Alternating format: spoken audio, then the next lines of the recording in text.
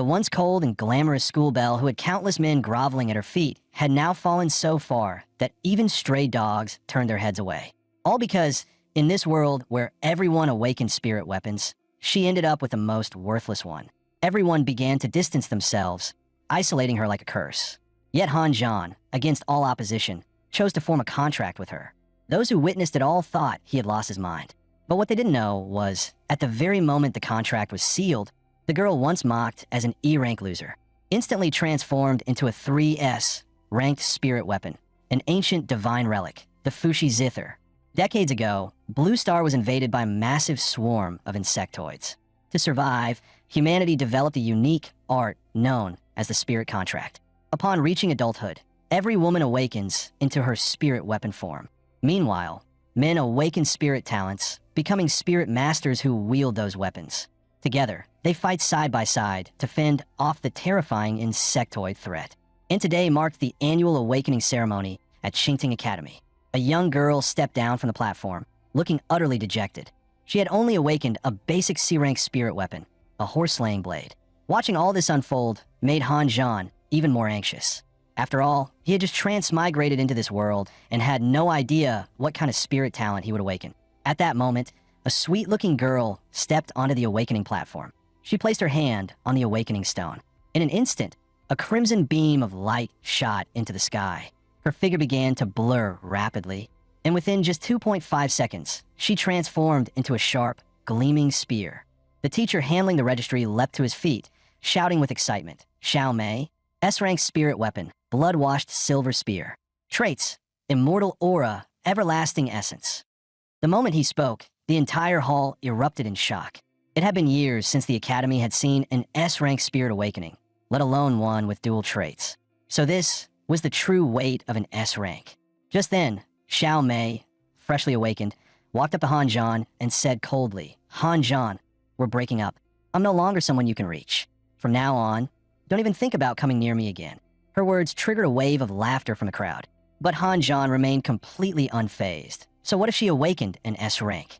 Did she really think he was still the desperate simp from before? He recalled how, in his past life, the original host bent over backward for her, giving everything without a bottom line. And in return, punches, kicks, and humiliation, no dignity left. In this life, he swore he'd never beg for that fake-hearted snake again. Yet the jeers around him continued. "Han Zhan, you broke loser. Give it up. A chicken like you want a phoenix? Dream on." Han Zhan frowned. "You ass-kissing parasites. What if I awakened something beyond S-rank?" Xiao Mei scoffed. "Beyond S-rank? Please, do you even hear yourself?" Just then, his name echoed from the awakening platform. Without another word, Han Zhan strode forward. After all, Han Zhan was just as curious. What kind of spirit talent would he awaken? But to his surprise, 25 full seconds passed, and the awakening stone remained completely unresponsive. Xiao Mei let out a mocking laugh. "Just as I thought. Even awakening is a struggle for trash like you. And you dare to dream of something beyond S-rank." The bystanders chimed in, gloating. Xiao Mei really knows how to pick 'em. Who wouldn't dump that loser? But before they could finish, a blinding beam of golden light shot up into the sky, flooding the entire area. Everyone stood frozen, stunned by the sheer force of energy. Was this an S-rank? Or maybe SS rank? Then, without warning, the golden vortex in the sky came crashing down, completely engulfing the awakening platform. The next moment, Han Zhan's spirit talent was revealed. Han Zhan SSS rank spirit talent. Divine Resurrection. Xiao Mei stood frozen, her jaw dropping. How is this possible? An SSS rank spirit master is a once-in-a-century miracle. How could someone like him awaken that? The boys who had just been mocking him now stared in disbelief, their faces filled with envy. The girls, meanwhile, went absolutely wild, charging toward him like crazed fans. "Pick me, big bro. I'm an A-rank 7-spirit battle axe. Perfect weight, balanced swing. Han Zhan, over here. I'm a B-rank twin spirit rings. I might not be top tier, but I've got skills, 360 cosplay outfits, guaranteed a new theme every day." But Han Zhan remained stone cold. "A bunch of painted clowns. All you do is slow down my sword." He opened his personal panel and began reviewing his stats. Seeing the insane abilities tied to his SSS rank talent, he couldn't help but marvel. So this was what a truly broken start looked like. Just then, Xiao Mei shamelessly walked back over with a fake smile. "Han Zhan, I admit I may have been a little harsh earlier. Let's get back together." If you agree to form a contract with me, I'll even let you hold my hand starting today. Hanjan twitched at her words. 2.5 years of dating, and now she finally allowed hand-holding. As if he should be grateful? What did she think this was, a cartoon romance? Seeing he didn't reply, Xiao Mei pressed on. Still not satisfied? Fine, maybe I'll allow a kiss. Or one time. Where you can push the line just once. Hanjan didn't even bother answering. His focus had already shifted. He planned to use his divine insight to search for a worthy spirit partner. But Xiao Mei mistook his silence. One time's not enough? Then, how about once a day, Hanjan? Would that be okay? Her desperate plea triggered a wave of eye rolls from the nearby girls. Drop the innocent act already. Our Hanjan isn't falling for your tricks anymore. You dumped him like trash 5 minutes ago, and now you're crawling back? Have you no shame? Let's be real. If Qingting Academy's top beauty, Xia Yu Wei, hadn't awakened an E-rank spirit, no one would even be talking about you. And at that moment, Xia Yu Wei stood silently in the crowd, her head lowered. Because in this world, without power, no matter how beautiful you are, you're just worthless. Surrounded by mockery and whispers, Xia Yu Wei couldn't hold back her tears. All I did was awaken an E-rank spirit. Why are they treating me like this? Overwhelmed with emotion, she broke down and ran away in tears. But by sheer coincidence, she crashed straight into Hanjan's arms. Hanjan instinctively caught her, wrapping his arm around her slender waist. Are you okay? He asked gently. But the moment he caught a glimpse of her profile, his eyes widened in shock.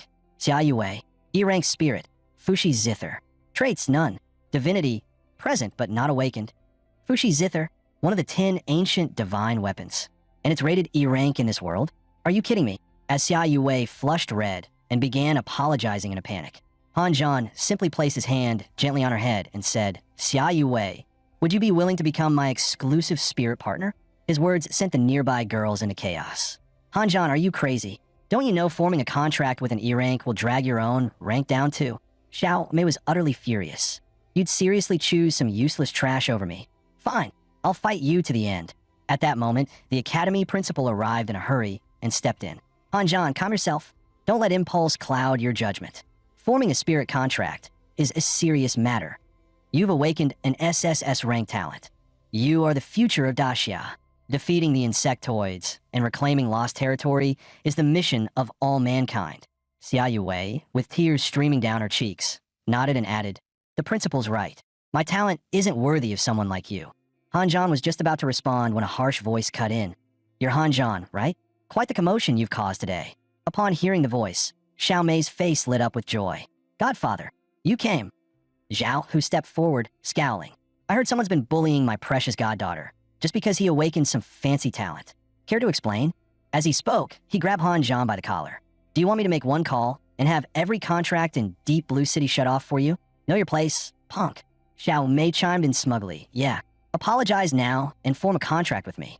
Otherwise, my godfather will make sure you're blacklisted for life. Looking at the twisted faces of that so-called godfather and daughter, Hanjan's disgust only deepened. You? Trash like you think you're qualified to threaten me?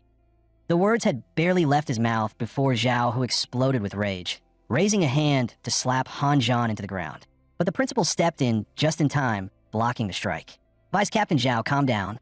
He's an SSS-ranked awakener. I've already filed a report with the higher-ups. You can't touch him. Zhao, who glared at the principal with venom in his eyes. Fine, I'll let this slide, but he must form a contract with that worthless Xia Yu Wei, or this deal's off. Hanjan chuckled. Sure, I'll form a contract with Xia Yu Wei right now. And no one, not you, not anyone, can change my mind. With that, he reached out and gently took Xia Yu Wei's hand. Let's go, Campus Bell. It's time to make this contract official. Hearing the firmness in his voice, Xia Yu Wei's eyes filled with tears once again. I'm sorry. I didn't mean to drag you into this. But Hanjan just smiled. No need to apologize. Because you're worth it. As the contract ceremony began, golden chains manifested in the air, slowly wrapping around the two of them, binding them together. Without hesitation, Hanjan activated his skill Divine Insight. A wave of warmth and energy surged through Xia Yu Wei's entire body, reaching every nerve and vein. In an instant, a cocoon of violet light wrapped around her completely. A faint, ethereal melody began to echo from above, as if descending from the heavens themselves. In Hanjan's hands, a radiant, sacred zither began to materialize.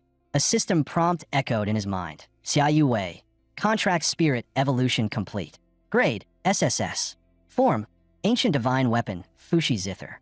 Trait, Divine Will, Blade Heart, Melodic Soul. At the same time, 3 melodies became available in his mind.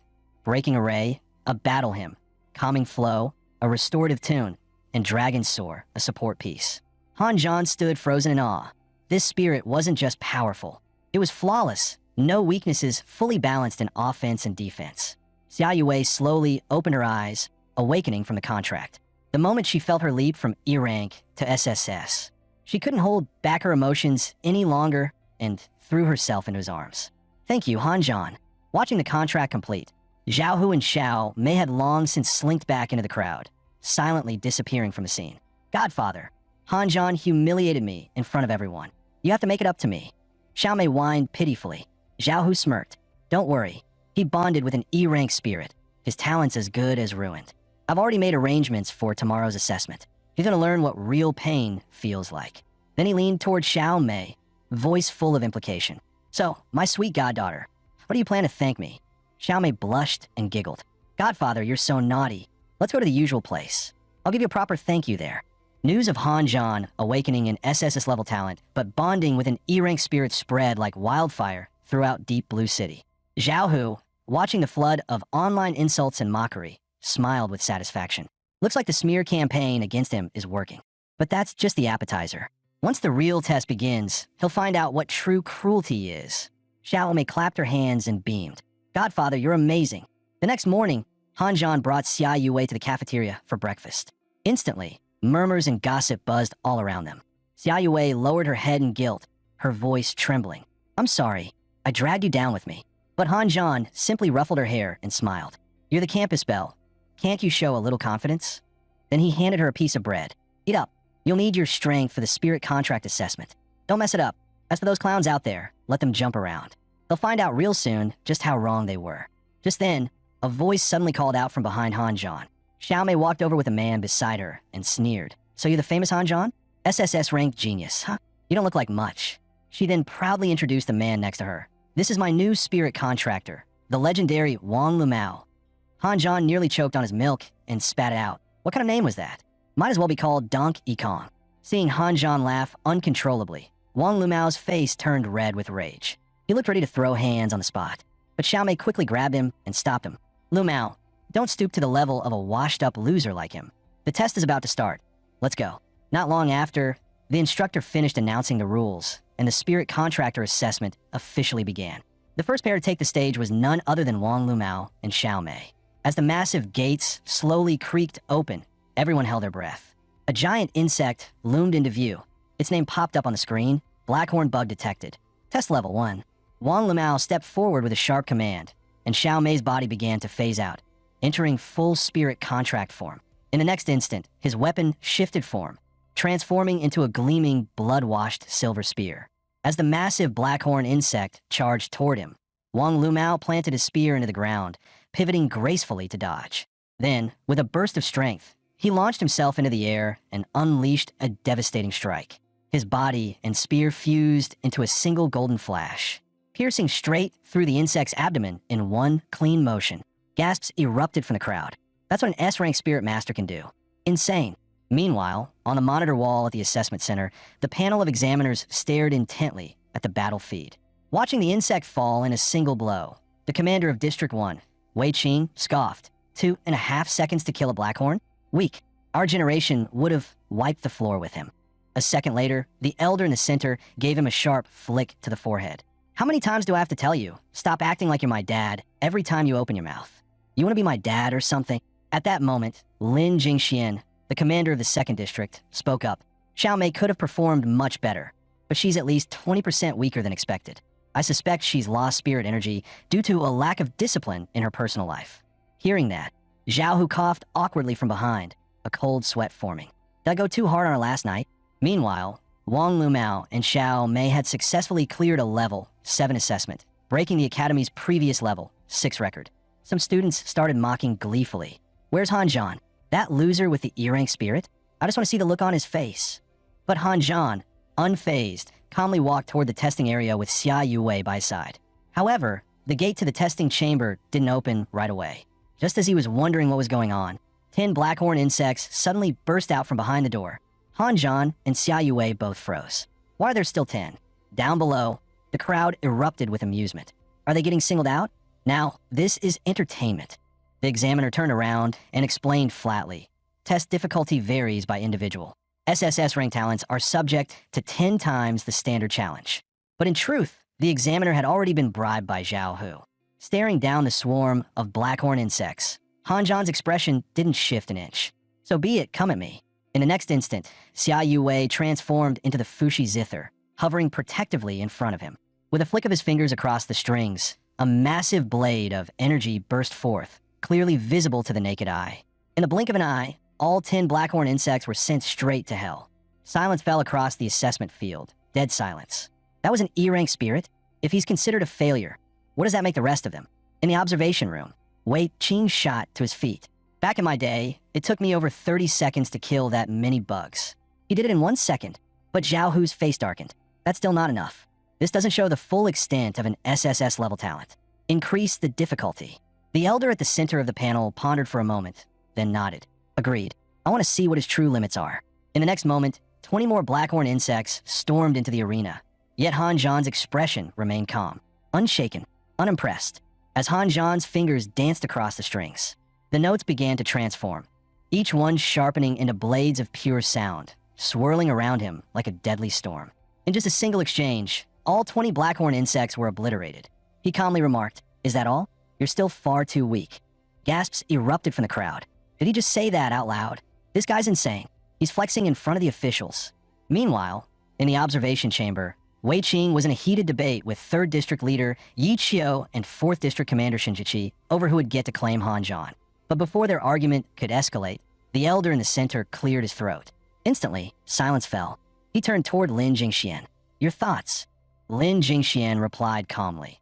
"With a display like that, this assessment level is meaningless. I recommend activating the highest protocol from the archives." The elder closed his eyes briefly in thought, then nodded slowly. "Very well. Let be done." Hearing this, Zhao Hu's face twisted into a sinister grin. "Let's see how long you keep acting tough, boy."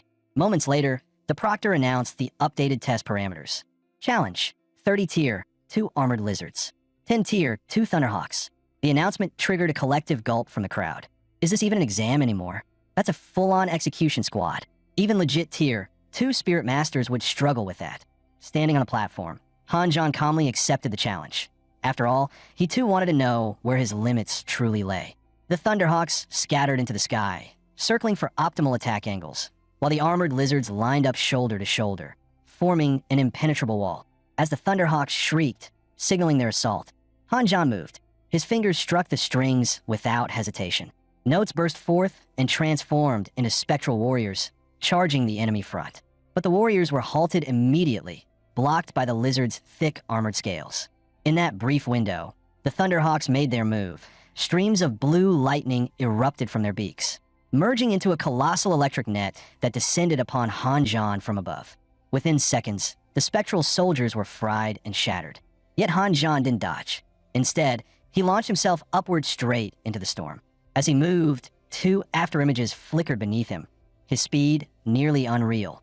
His hands never paused, plucking the strings with deadly precision. The resulting sound split into countless intersecting blades of force.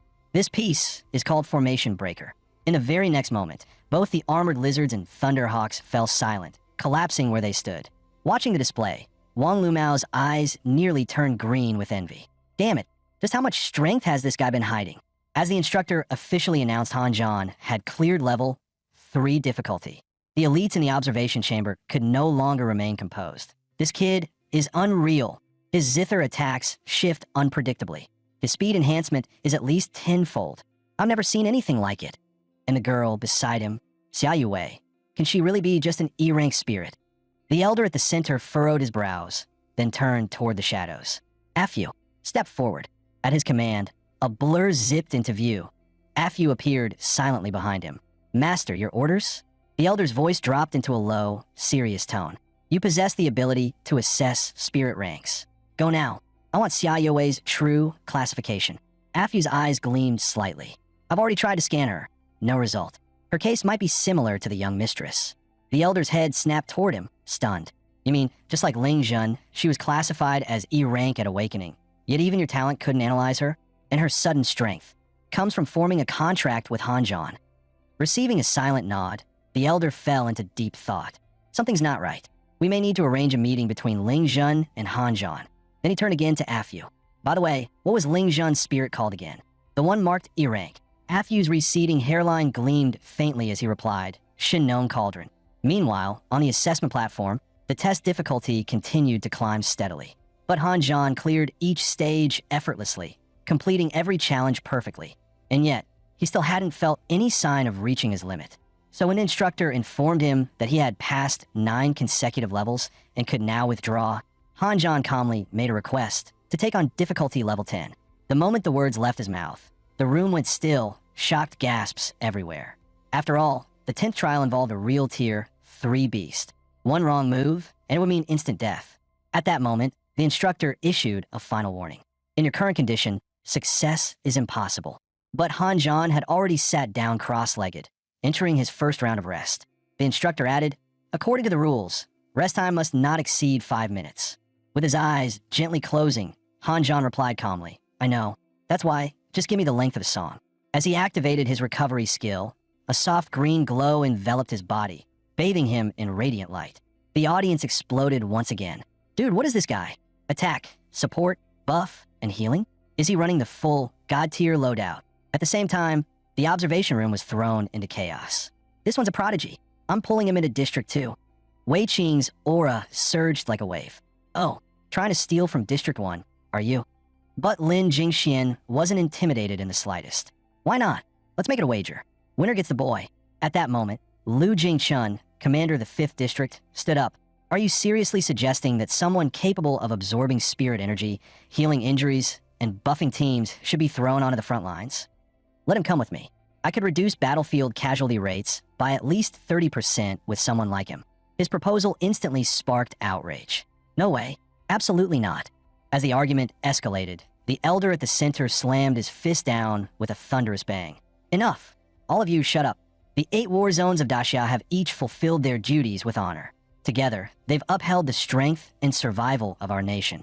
I've long considered establishing a 9th war zone, but never found the right opportunity. Now, I believe the time has finally come. His words sent shockwaves through the room. The 8-zone commander's eyes all narrowed sharply. Can he really take on that kind of responsibility? As they debated, Hanjan's next trial began. This time, his opponent was a tier 3 insectoid. The Crimson Flame Beast .to pass, he would have to survive 3 minutes under its assault. The beast let out a deafening roar that shook the arena. A wall of scorching heat surged toward the stands, launching spectators 2.5 meters into the air. But Hanjan remained unmoved, standing tall at the center of the battlefield, unshaken and resolute. You ready, Yue? Hanjan asked quietly. Xia Youwei's voice echoed in his ear, firm and unwavering. No matter what you choose to do, I'll support you. No conditions. Good, he nodded. Then let's do this. As a spirit master, I didn't come here just to survive. He placed his hand on the Fushi zither again and whispered, with righteous will that spans 1,000 miles. Wind, answer my call. At his command, invisible winds from all directions began to gather and howl. The force was so strong it blew off the school director's wig, and even caused the skirts of several female students to fly upward. Within seconds, a massive tornado formed right in front of him. The Crimson Flame Beast, caught off guard, was lifted high into the sky. Then came a thunderous boom, as the tornado exploded into countless wind blades that shredded the beast into pieces. The crowd stared in open-mouthed disbelief. Holy crap, he actually did it. That was a real tier 3 beast. Off to the side, Wang Lumao and Xiao Mei clenched their jaws so tightly it looked like their teeth might break. Damn it, he stole all the spotlight. Meanwhile, Hanjan stood on stage, utterly drained. Forcing out that high-tier zither piece had taken a massive toll on his body. Suddenly, the entire environment around him shifted dramatically. Young man, congratulations. You've passed the first phase and entered the second testing space. A calm voice echoed as a man in glasses stepped forward. Lin Jingxian, commander of the 2nd war zone. I only have a few questions. First, who do you think will win in the end? The insectoids or humanity? And second, now that you've become a spirit master, what are you truly fighting for? Hanjan raised a clenched fist to his chest and answered without hesitation. Maybe the insectoids will win a battle, but humanity will never lose the war. I became a spirit master to defend our homes, protect peace for our people, and restore the flag of Daxia to every inch of lost land, to rebuild our nation's glory." As soon as the words were spoken, a round of applause erupted from the viewing room. The elder stepped forward with a smile. "Well said, boy. Would you be willing to take me, Li Shatong, as your teacher?" Hearing that name, Han Zhan was shaken. Li Shatong, the legendary figure from the strongest clan in Daxia, the Leaf family. Years ago, when the 3 insect emperors joined forces to destroy Daxia, the nation teetered on the edge of annihilation. In that darkest hour, Li Shatong stood alone against them, slaying all 3 and turning the tide of the war. Recalling that legendary feat, Han Zhan looked at the kind elder before him with admiration burning in his eyes. Without hesitation, he dropped to his knees and bowed with utmost respect. "Master, I humbly accept you as my teacher." Li Shatong laughed heartily and helped him up. "Excellent. You're much more to my liking than those stiff-necked brats. Here, consider this a gift for our first meeting." This ring was forged from the bones of a Tier 9 insect emperor. It holds a vast void space inside. It's yours now. The ring could intimidate lower-tier insect beasts, but against stronger ones, it might provoke even fiercer attacks. Li Shatong added calmly. "If you're concerned, you don't have to wear it all the time." But before he could finish, Han Zhan eagerly slipped the ring onto his finger. Li Shatong burst into laughter. "Good. That's more like it. Not like some cowards who wouldn't even dare wear it." He shot a sharp glare at Lin Jingxian as he spoke. "All right, enough chit-chat. You and that young lady just finished a brutal exam. You must be worn out. I'm in a good mood today, so let's grab some hot pot. I'll introduce you to your senior brothers while we're at it." Soon after, the group arrived at a well-known hot pot restaurant. Once everyone had gathered, Li Shatong began the introductions. "This is your second senior brother, Lin Jingxian. You've already met him. The others here are your third senior brother, Yi Qiu, your fourth senior brother, Shun Zhiqi, and your fifth senior brother, Lu Jingchun." Han Zhan and Xia Yuwei immediately stood and bowed. "Greetings, senior brothers." The third and fourth brothers smiled warmly. "Your sixth brother is stationed at the border and couldn't leave. Your seventh brother is overseas, so he won't be around either. As for your eighth brother..." Before he could finish, a figure suddenly appeared behind Han Zhan. "No need for introductions. I'm already here." As he spoke, the eighth senior brother handed Han Zhan a small note. "This is my number. Call me if you're in serious danger. But remember, you only get one shot." With that, he vanished without a trace. Han Zhan blinked, slightly stunned. Well, he's definitely got a unique personality. Just then, Lin Jingxian brought out a bundle of gifts from the senior brothers: fighting techniques, a reinforced combat robe, and several useful tools. Han Zhan thanked them all sincerely before accepting the generous welcome gifts. But suddenly, a large woman barged into the private room, shouting without warning. "So it's like that, huh, Xia Yuwei? Living off my family for years. And now you're out here enjoying luxury without us." Xia Yuwei's face paled the moment she saw the woman. She quickly stood up to explain, but the woman mistook her reaction for defiance. She raised her hand to slap Xia Yuwei across the face. In the nick of time, Han Zhan reached out and blocked her hand. Enraged, the woman turned her fury on him. "So you're the punk who stole my niece? I raised her all these years. You better pay up today, or else." Xia Yuwei clenched her fists, eyes blazing as she stared down the large woman. "Auntie, that's enough. Say whatever you want about me, but don't you dare insult Han Zhan." The woman froze for a second or two, then exploded. "Oh, did you just yell at me? Looks like someone's grown a pair. Passed one little test, and now you think you're untouchable, huh?" She pointed a finger at Xia Yuwei and shouted, "Let me tell you something. My niece's uncle works for the 4th District. One word from me, and you'll be blacklisted from the entire Spirit Binder world." Hearing this, 4th senior brother Shun Zhiqi looked completely baffled and was about to ask something, only to be cut off mid-sentence. "Who the hell are you? Nobody asked for your opinion," the woman snapped. She then turned and jabbed a finger at Li Shatong. "And you, aren't you Han Zhan's grandpa or something? Listen up, old fart. If you want to take Xia Yuwei away, you'd better cough up a full bride price, cash house car, the whole damn package, and all of it in my name. I've got relatives in the 3rd, 4th, and 5th districts. Try denying me and see what happens. I'll make your life a living hell." Li Shatong slammed his hand on the table and stood up livid. "What are you all standing around for? She just called me an old fart in public. Start making some calls." The other district leaders looked furious. What the hell? How did trash like this end up connected to our districts? But the hefty woman still looked smug. "Calling backup? Go ahead. I've got powerful people backing me too." Just then, her phone buzzed loudly from her pocket. As soon as she picked up, someone on the other end exploded. "You crazy witch. Are you trying to get our whole family killed? From now on, we're done. Don't ever contact us again." Before she could even process that, a second call came in. If you want to die, do it alone. Don't drag us down with you. One last warning. Stay the hell away from Han Zhan and Xia Yue. Her face turned pale as a sheet. She collapsed to the ground, trembling. What's going on? Li Shutong looked down at her coldly. You say you've got connections? Too bad. I don't have anyone above me anymore. At that moment, a restaurant staff member came in politely. Ma'am, please leave. But instead of leaving, the woman threw herself on the ground, wailing. Look, everyone. Spirit binders are bullying a regular civilian. They're trying to ruin me. Li Shudong's face darkened. Enough noise. With a casual wave of his hand, he sent her flying 1,000 miles away. Xia Yue lowered her head in shame.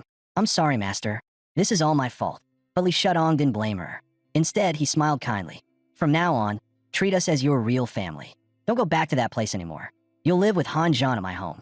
Upon hearing that, Xia Yue was deeply moved and quickly expressed her gratitude.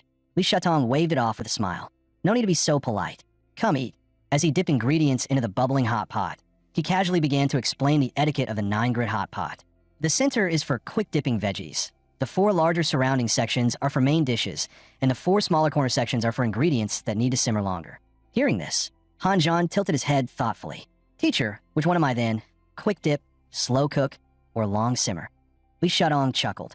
That I can't say. Everyone has their own path. It's not something others can decide for you. Han Zhan lowered his gaze again, falling into deep thought. Suddenly, Li Shutong froze. Wait a second. Where's my beef tripe? And my sliced beef? Just as he finished speaking, Xia Yue sheepishly nudged her overflowing bowl toward Han Zhan.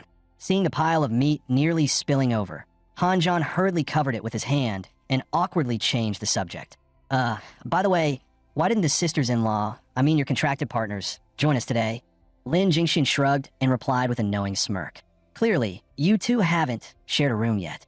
After a spiritual contractor couples with their partner, they gain a small replication ability. It's not strong, but it can be very useful. Contract spirits come in 2 forms, object-based and human-like manifestations. At this moment, their sisters-in-law were maintaining human form, holding their positions at the front lines. Lin Jingxuan's explanation finally cleared Han Zhan's doubts. It turned out that contract masters and spirits could not only fight as one, but also operate independently. Lin Jingxian then voiced his own curiosity. Is Xia Yue really just an E-rank contract spirit? Since they were all fellow disciples, Han Zhan didn't hide anything. He shared everything about his bond with Xia Yue. After hearing the truth, everyone gasped. You've got to be kidding. That kind of ability, I've never heard of anything like it. Master Li Shutong then added, Old 9, your talent must remain secret. Only we are allowed to know. Also, I'll have someone set your files to top security clearance. No one can access them without my permission. With that settled, the senior brothers began reporting on the status of their respective war zones. Upon hearing nothing but good news from the front lines, Li Shudong's mood brightened. Come, let's drink to the future of Daxia. After several rounds of toasts, each of the senior brothers returned to their own regions to continue guarding the borders. Han Zhan and Xia Yue followed Master Li Shutong to their new home. To Han Zhan's surprise, he didn't expect his teacher to own a house in Deep Blue City. Li Shutong explained, this city was my wife's hometown. But when Han Zhan asked why his wife wasn't living with him, Li Shutong paused abruptly, his body stiffening. Then, with pain written on his face, he quietly said, she died in battle. The world remembers me, Li Shutong, as the man who turned the tide and slew the 3 bug emperors. But no one remembers her name. If not for her, I would have been nothing. Hearing this, Han Zhan and Xia Yue fell silent, their expressions heavy. We're sorry, master. We didn't mean to bring up painful memories. But Li Shutong didn't scold them. Instead, he gave Han Zhan a heartfelt reminder. You must treat Xia Yue well. Contract spirits aren't just battle tools. They're living, breathing people. They're your other half. Grateful for the wisdom, Han Zhan bowed in thanks, then asked softly, Master, what was her name? Because as long as even one person remembers, she'll never truly be forgotten. Hearing those words, Li Shudong's eyes filled with comfort. You truly are different from the others. I like your spirit. Your master's wife was named Ling Mei. During that legendary battle, I took down 1 bug emperor, but she gave her life to defeat 2. If she were still alive, the honor of saving Daxia would belong to her, not me. With that, he told Han Zhan and Xia Yue to get some rest. Then he quietly stepped outside with a photo frame in hand and murmured, Xiao Mei, I can't even remember the last time I looked at the moon. Just then, Han Zhan and Xia Yue walked over. Master, since she's no longer here, let us keep you company under the moonlight. The words stirred memories of his youth with Ling Mei, warm and bittersweet. But soon, he gathered himself and said solemnly, "To protect those we love, we must have the power to do so." With that, he began teaching Hanjan his most formidable martial art. With a thunderous shout, he hurled his fist forward, and a massive tree before him, nearly 2.5 meters thick, shattered clean in two. This martial art was called the 8-lock fist. It contained 8 seals, each corresponding to a hidden vital point within the human body. Once all 8 were unlocked, the practitioner would transcend their physical limits. But before Li Shutong could finish his explanation, an identical aura suddenly surged around Hanjan. "Master, is this what you meant?" Li Shutong was stunned. He stared in disbelief and hurriedly asked how Hanjan had achieved it.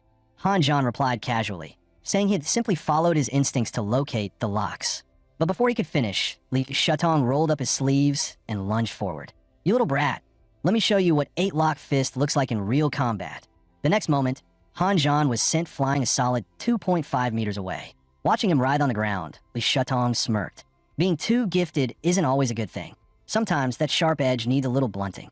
Man, nothing beats the joy of humbling a genius student. Soon, the villa echoed with pained howls. Not long after, Hanjan, bruised and battered, was helped back to his room by a worried Xia Yue. The next day, as Hanjan and Xia Yue arrived at Qingting Academy, they were immediately greeted by sneers and mocking whispers.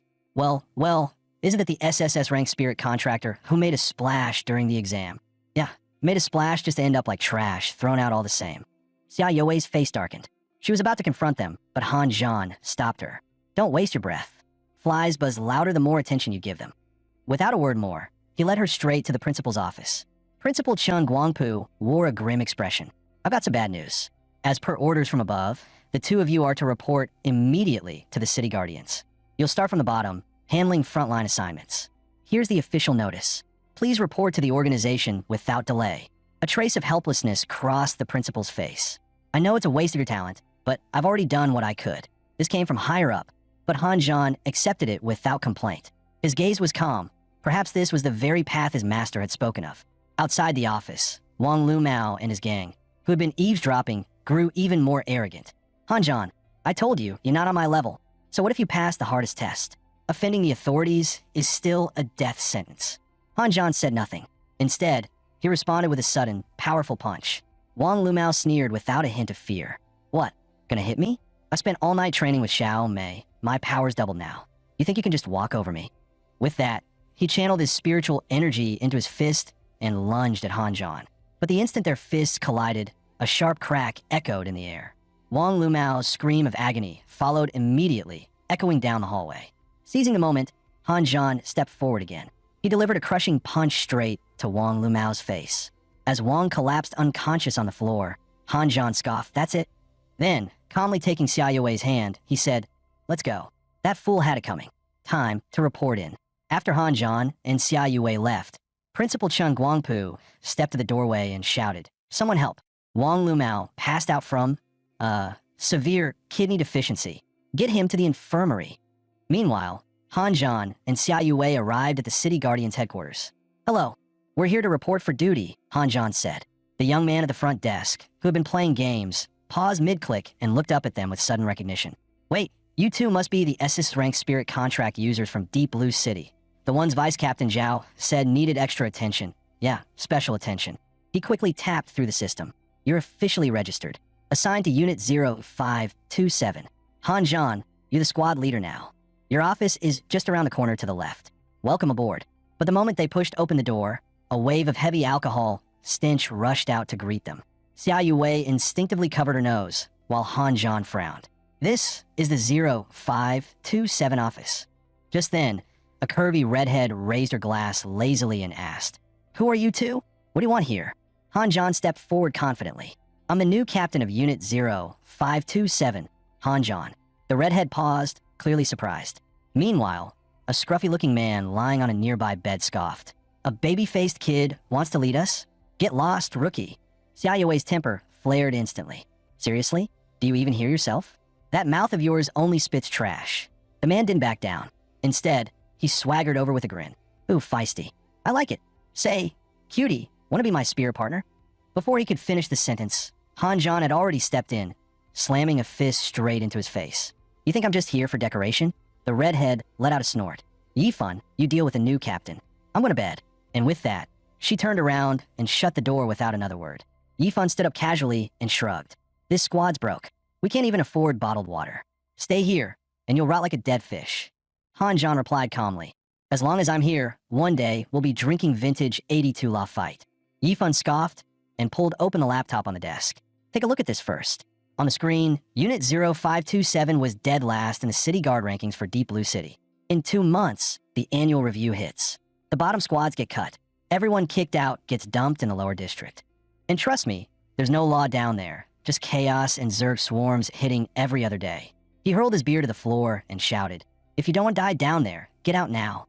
Hanjan pieced it together immediately. This was Zhao Hu's plan, a deliberate move to push him into a corner. Xia Yuwei, clearly worried, whispered, "Hanjan, he's already given up on life. He's just dead weight. Let's leave." But Hanjan shook his head. He knew too well. No matter which squad he joined, Zhao Hu would still come for him.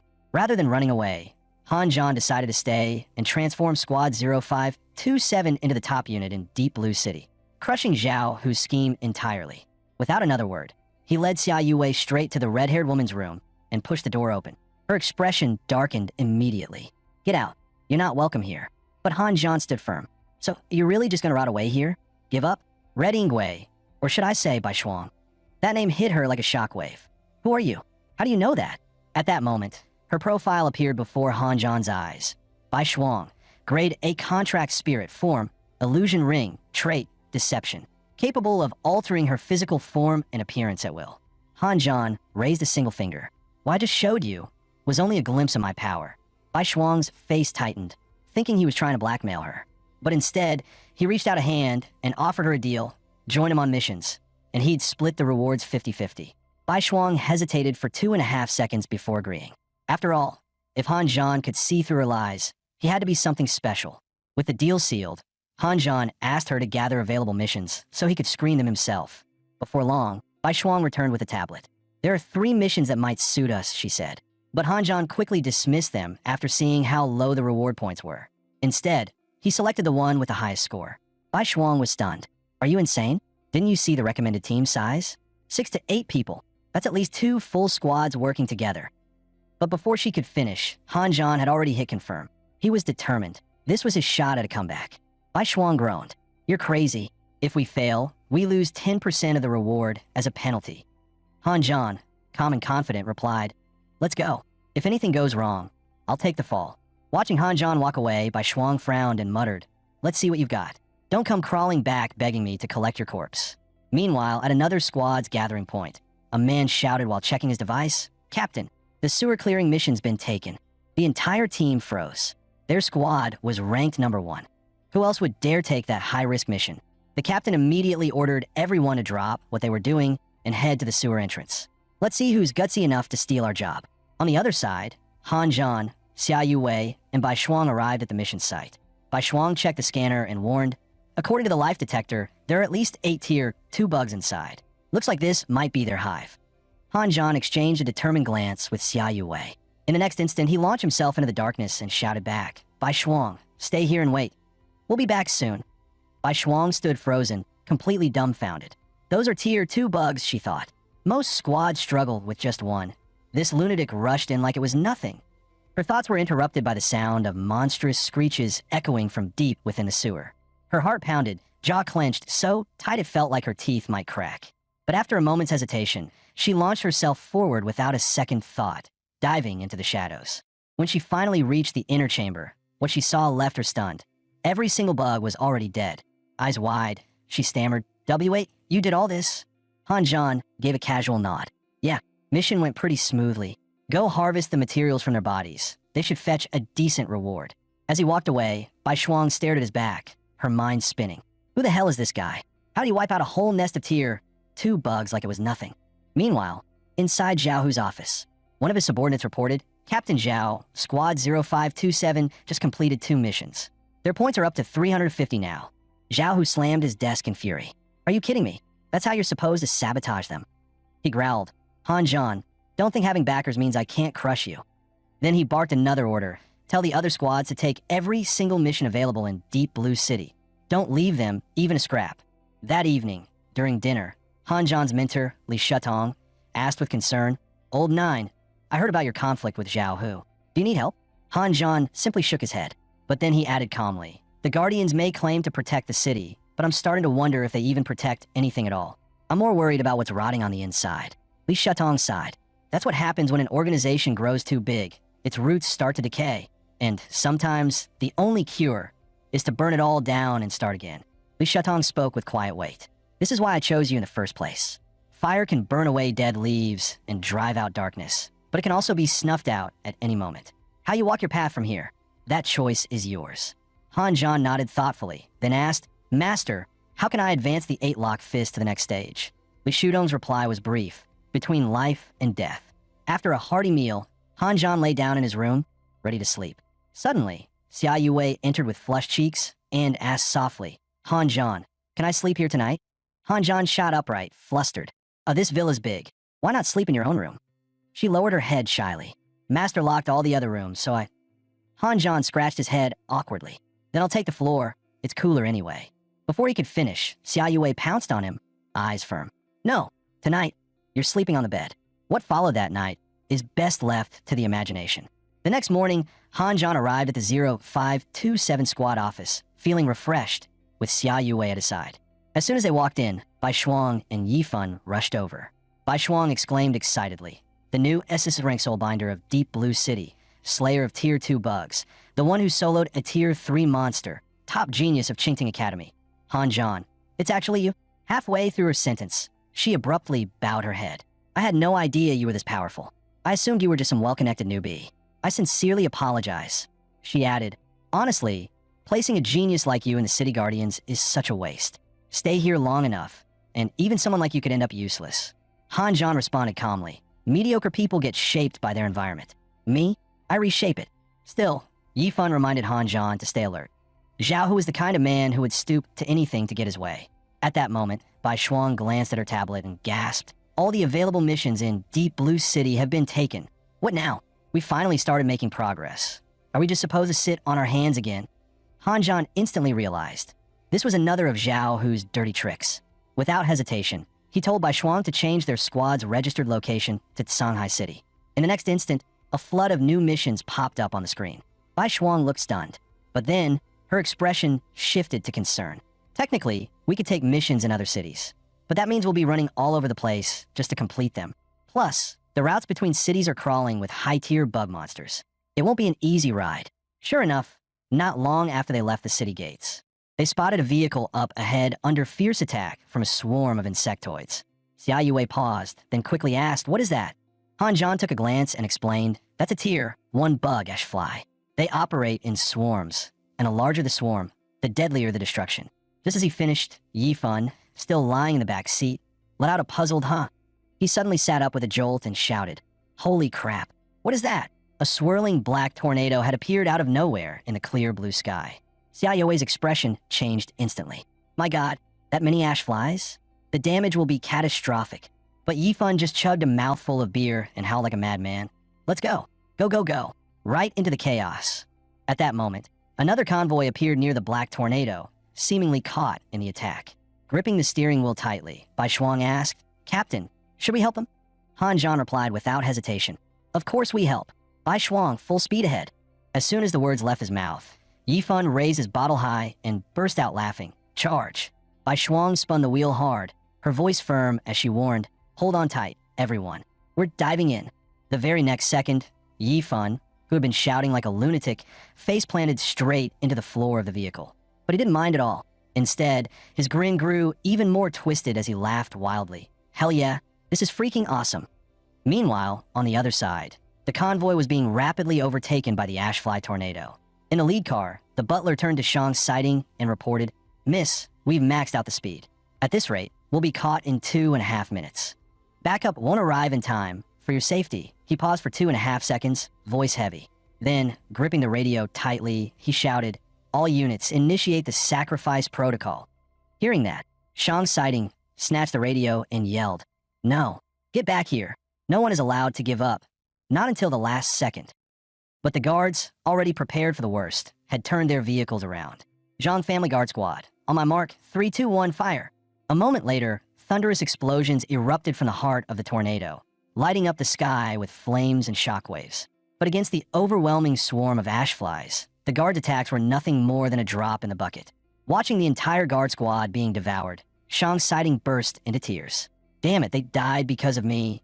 Just then, a faint sound of a guqin echoed from the distance, catching her attention. Sharp sonic blades, formed from the melody, shot toward the black tornado. In an instant, countless ash flies were sliced clean in half midair.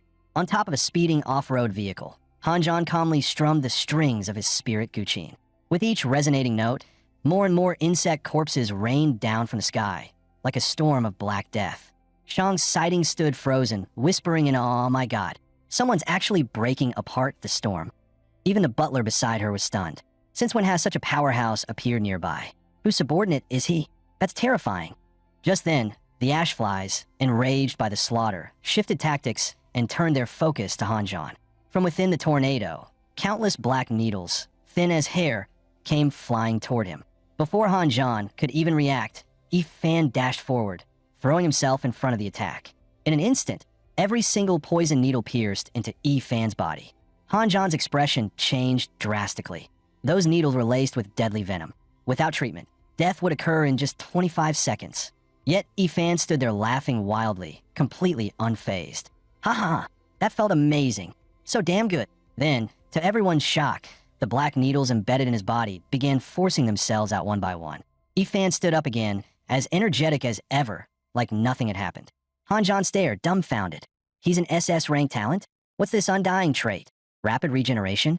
Or true immortality? Noticing Hanjan's puzzled look, Fan grinned slyly. "You're dying to know what my SS rank talent Undying really does, right? Beg me, and maybe I'll tell you." Hanjan turned away with a smirk. "In your dreams. By Shuang, head west. Let's hit our first mission site." As the car rumbled on, Hanjan suddenly sneezed twice. He rubbed his nose and muttered, "Weird. I'm not sick. Someone must be talking about me." Just then, Xia Yue spoke up. "Hanjan, I think we've arrived at the mission location." He instinctively looked up. Not far away, several insectoids were wreaking havoc across the area. A thrill crept onto Hanjan's face. "Xia Yue, it's go time. That's a whole lot of points right there." As Xia Yue transformed into her Fushi Zither form, the surrounding insectoids began charging straight at them. With a flick of his fingers, several sonic blades exploded out. In the next second, every insectoid was cleanly cut down, sent straight to meet their maker. Bai Shuang swallowed hard as she watched the scene unfold. This guy, he's insane. Every time, he completely resets what I thought was possible.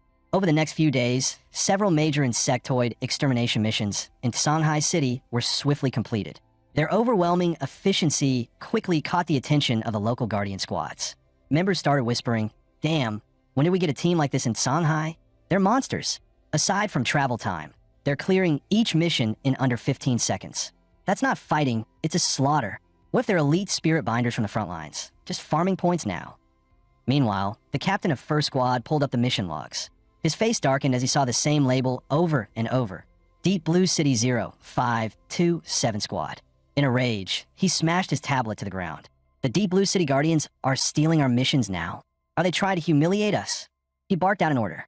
"First Squad, assemble. We're going to show those outsiders exactly who owns this territory." And just like that, the entire Guardian force of Shanghai City was mobilized into high alert. One squad member grinned with excitement. "Boss, looks like we're not the only ones fed up. If we work together, we'll show that Deep Blue team what real strength looks like." But just as he finished, a chubby guy pointed ahead and shouted, "Crap, look over there." They arrived to find the mission site littered with the corpses of devil-tail serpents, their skins and gallbladders already harvested clean. The first squad's captain turned livid. "Mission snipers, this is outrageous." Slamming his hand on the hood of their vehicle, he barked, "Turn around. We're hunting them down. I want answers today." But one of his subordinates quickly pulled him back. "Captain, word is they already left Shanghai after submitting the mission. Someone just spotted their massive black pickup speeding out the city gates." The captain nearly spat blood from sheer frustration, and the dramatic strains of a sorrowful ballad seemed to echo behind him. Meanwhile, at Guardian HQ, Su Mingxian, the organization's third-in-command, glanced at the latest task reports and murmured, "Huh? Why did mission completion rates suddenly spike in Shanghai, Deep Blue, and the surrounding areas? Did something unusual happen?" Hearing that, his subordinate reported truthfully, "Sir, recently a team from Deep Blue has been labeled a Mission Raider squad. They've been snatching up tasks from other cities, causing a chain reaction. Su Mingxuan's interest was instantly piqued. Mission raiders? Now I'm curious. Who the hell are these people? It wasn't long before 3 files labeled Team 0527 landed on his desk. The first file read, Fan, former captain of Deep Blue's Team 0527. SS rank Spirit Contractor. Once served on the first battlefront. After losing his contracted spirit, he fell into despair and voluntarily joined the Guardian Corps. Talent, undying, theoretically possesses near immortality. File status, top secret. The second file read, Bai Shuang, a rank Spirit Contractor. Codename, Red Warbler. Served with Fan on the same front. Later reassigned together to the Guardian Corps. Talent, lie. Allows spoken lies to become reality. Extremely dangerous. File status, top secret. Su Mingxuan's brows furrowed as he read.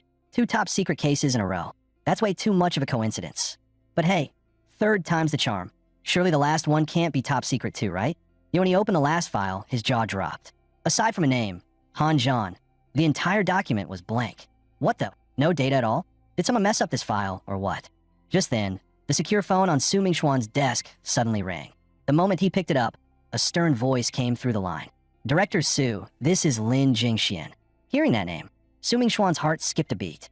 Why is that big shot calling me directly? Is the Unity Division about to make a move? Before he could think further, Lin Jingxian continued coldly. Director Su, stop looking into that file. The subject exceeds your clearance level. As the call ended, Su Mingxian wiped the cold sweat from his brow. Unbelievable. Who the hell is Han Zhan? Even top secret doesn't cover his file. Meanwhile, Han Zhan had just completed the 18th mission with his team. He immediately asked Bai Shuang to check their current score. At his request, Bai Shuang quickly pulled up the data on her tablet. Fan, practically bouncing with excitement, was certain they'd made it to the top spot. But Bai Shuang looked up with a conflicted expression. We've got 1,800 points now, but we're still ranked dead last. Fan and Xia Yue were both stunned. How was that even possible? Is there someone clearing missions faster than us? Bai Shuang clenched her fists and growled. It has to be Zhao who pulling strings behind the scenes. Han Zhan scrolled through the rankings and quickly noticed something strange. Several of the lower-ranked teams were now all tied at 2,300 points. It became obvious. They must have coordinated to pool their mission rewards under one name. And since all the missions were completed properly, technically, they weren't breaking any rules.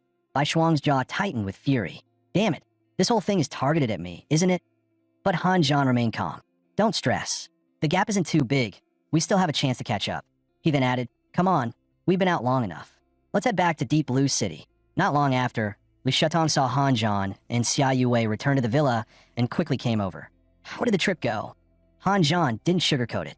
There were some gains, but overall, the results weren't great. The only good thing? We managed to save the Shang family's convoy. Li Shetong raised an eyebrow. So that little girl from the Shang family you saved, that was Shang's sighting? No wonder she's been pestering me lately, asking how to awaken her power and become a stronger contract binder. He chuckled. She kept calling someone a heartless bastard. Turns out she was talking about you. Seeing Han Zhan's puzzled expression, Li continued, I'm an old friend of her grandfather. To me, she's like my own granddaughter. Her family, the Shangs, run Deep Tech, one of the top 5 corporations. They specialize in advanced weaponry, designed for those without contract spirits. This whole escort mission was actually a setup. They hoped it would scare her into backing off, but you completely flipped their plan. Han Zhan blinked. So, I ruined their plan by trying to help. Li just waved it off. Doesn't matter. What they were transporting was meant for me anyway. He opened a secure case and smiled. And this right here, this is my gift to you both, breakthrough elixirs. These not only boost your base stats, but they might also enhance your innate talent. 1 each, no hesitation. Han Zhan and Xia Yue exchanged a glance and said in unison, thank you, master. Without delay, they each took a vial and downed it in one gulp. Within moments, a surge of power enveloped Han Zhan. In just 2.5 seconds, he had successfully advanced to a Tier 2 contract binder. At the same time, Xia Yue experienced a dramatic transformation. Not only did she break through to Tier 2, but she also awakened a new divine trait, Celestial Phenomena, for aspects. Though named Celestial Will, it was in fact the embodiment of nature's 4 forces: wind, fire, thunder, and lightning. Alongside this, she unlocked 2 new battle compositions, Inferno and 6 Heavenly Thunders. Feeling the surge of power within her, Xia Yue couldn't help but exclaim, this is incredible. I feel like my strength just exploded. Han Zhan was equally impressed. These elixirs are insane. If I could take one every day, I'd be unstoppable. Li Shutong laughed and scolded him. What do you think this is, a vegetable farm? You want to harvest yourself every day. Just then, Han Zhan's phone rang in his pocket. He answered, and White Frost's anxious voice came through. Captain, check the mission list. There's a Tier 3 Wanderer-class insect spotted in Deep Blue City. A fully formed Wanderer. It's on par with 3 Tier 3 contract binders combined. Do we take this mission? Han Zhan didn't hesitate. Rally at Xixia Road immediately. He grabbed Xia Youwei's hand and dashed out of the villa without a second thought. Moments after they left, a shadowy figure appeared inside. It was Li Shutong's butler. Master, he reported softly, we found Miss Lingjin, but she still refuses to come back. Li Shutong frowned slightly and asked in a deep voice, where is she now? The butler replied, truthfully, Songhai City. Meanwhile, the entire Squad 0527 had arrived at the rendezvous point. Captain, have you made up your mind? Are we going or not? Han Zhan responded seriously, why not? This is our chance to flip the rankings. But Bai Shuang looked worried. The Wandering One is too dangerous. Even in its juvenile form, we're no match for it. Han Zhan turned to her and asked, do you know what a red alert really means? It means if we don't act now, once that thing matures, it could wipe out an entire city. We're not just fighting for points, we're the city guardians. We fight to protect humanity. The moment he finished, Yifan raised his drink in agreement. You said it, Captain. Cheers to that. Bai Shuang's face hardened with resolve. Got it, Captain. I'll drive. Let's get to the mission site. At the same time, Zhang Xiaobei's elite squad from Deep Blue City had also arrived on the scene. Staring at the city blanketed in thick black mist, Zhang Xiaobei explained, that's the Wandering One's ability, Black Veil. It creates a domain that blocks all external senses.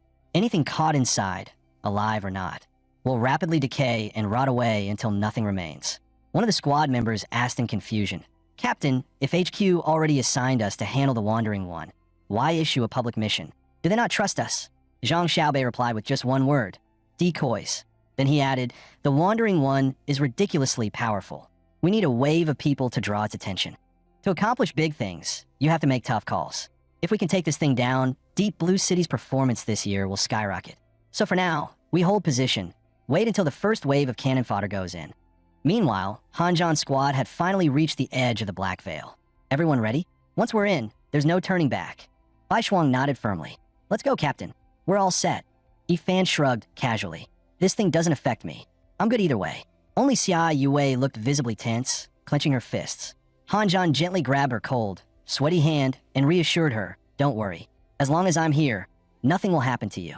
But the moment they stepped inside, the eerie atmosphere struck them like a wall. Xia Youwei's expression grew tense again.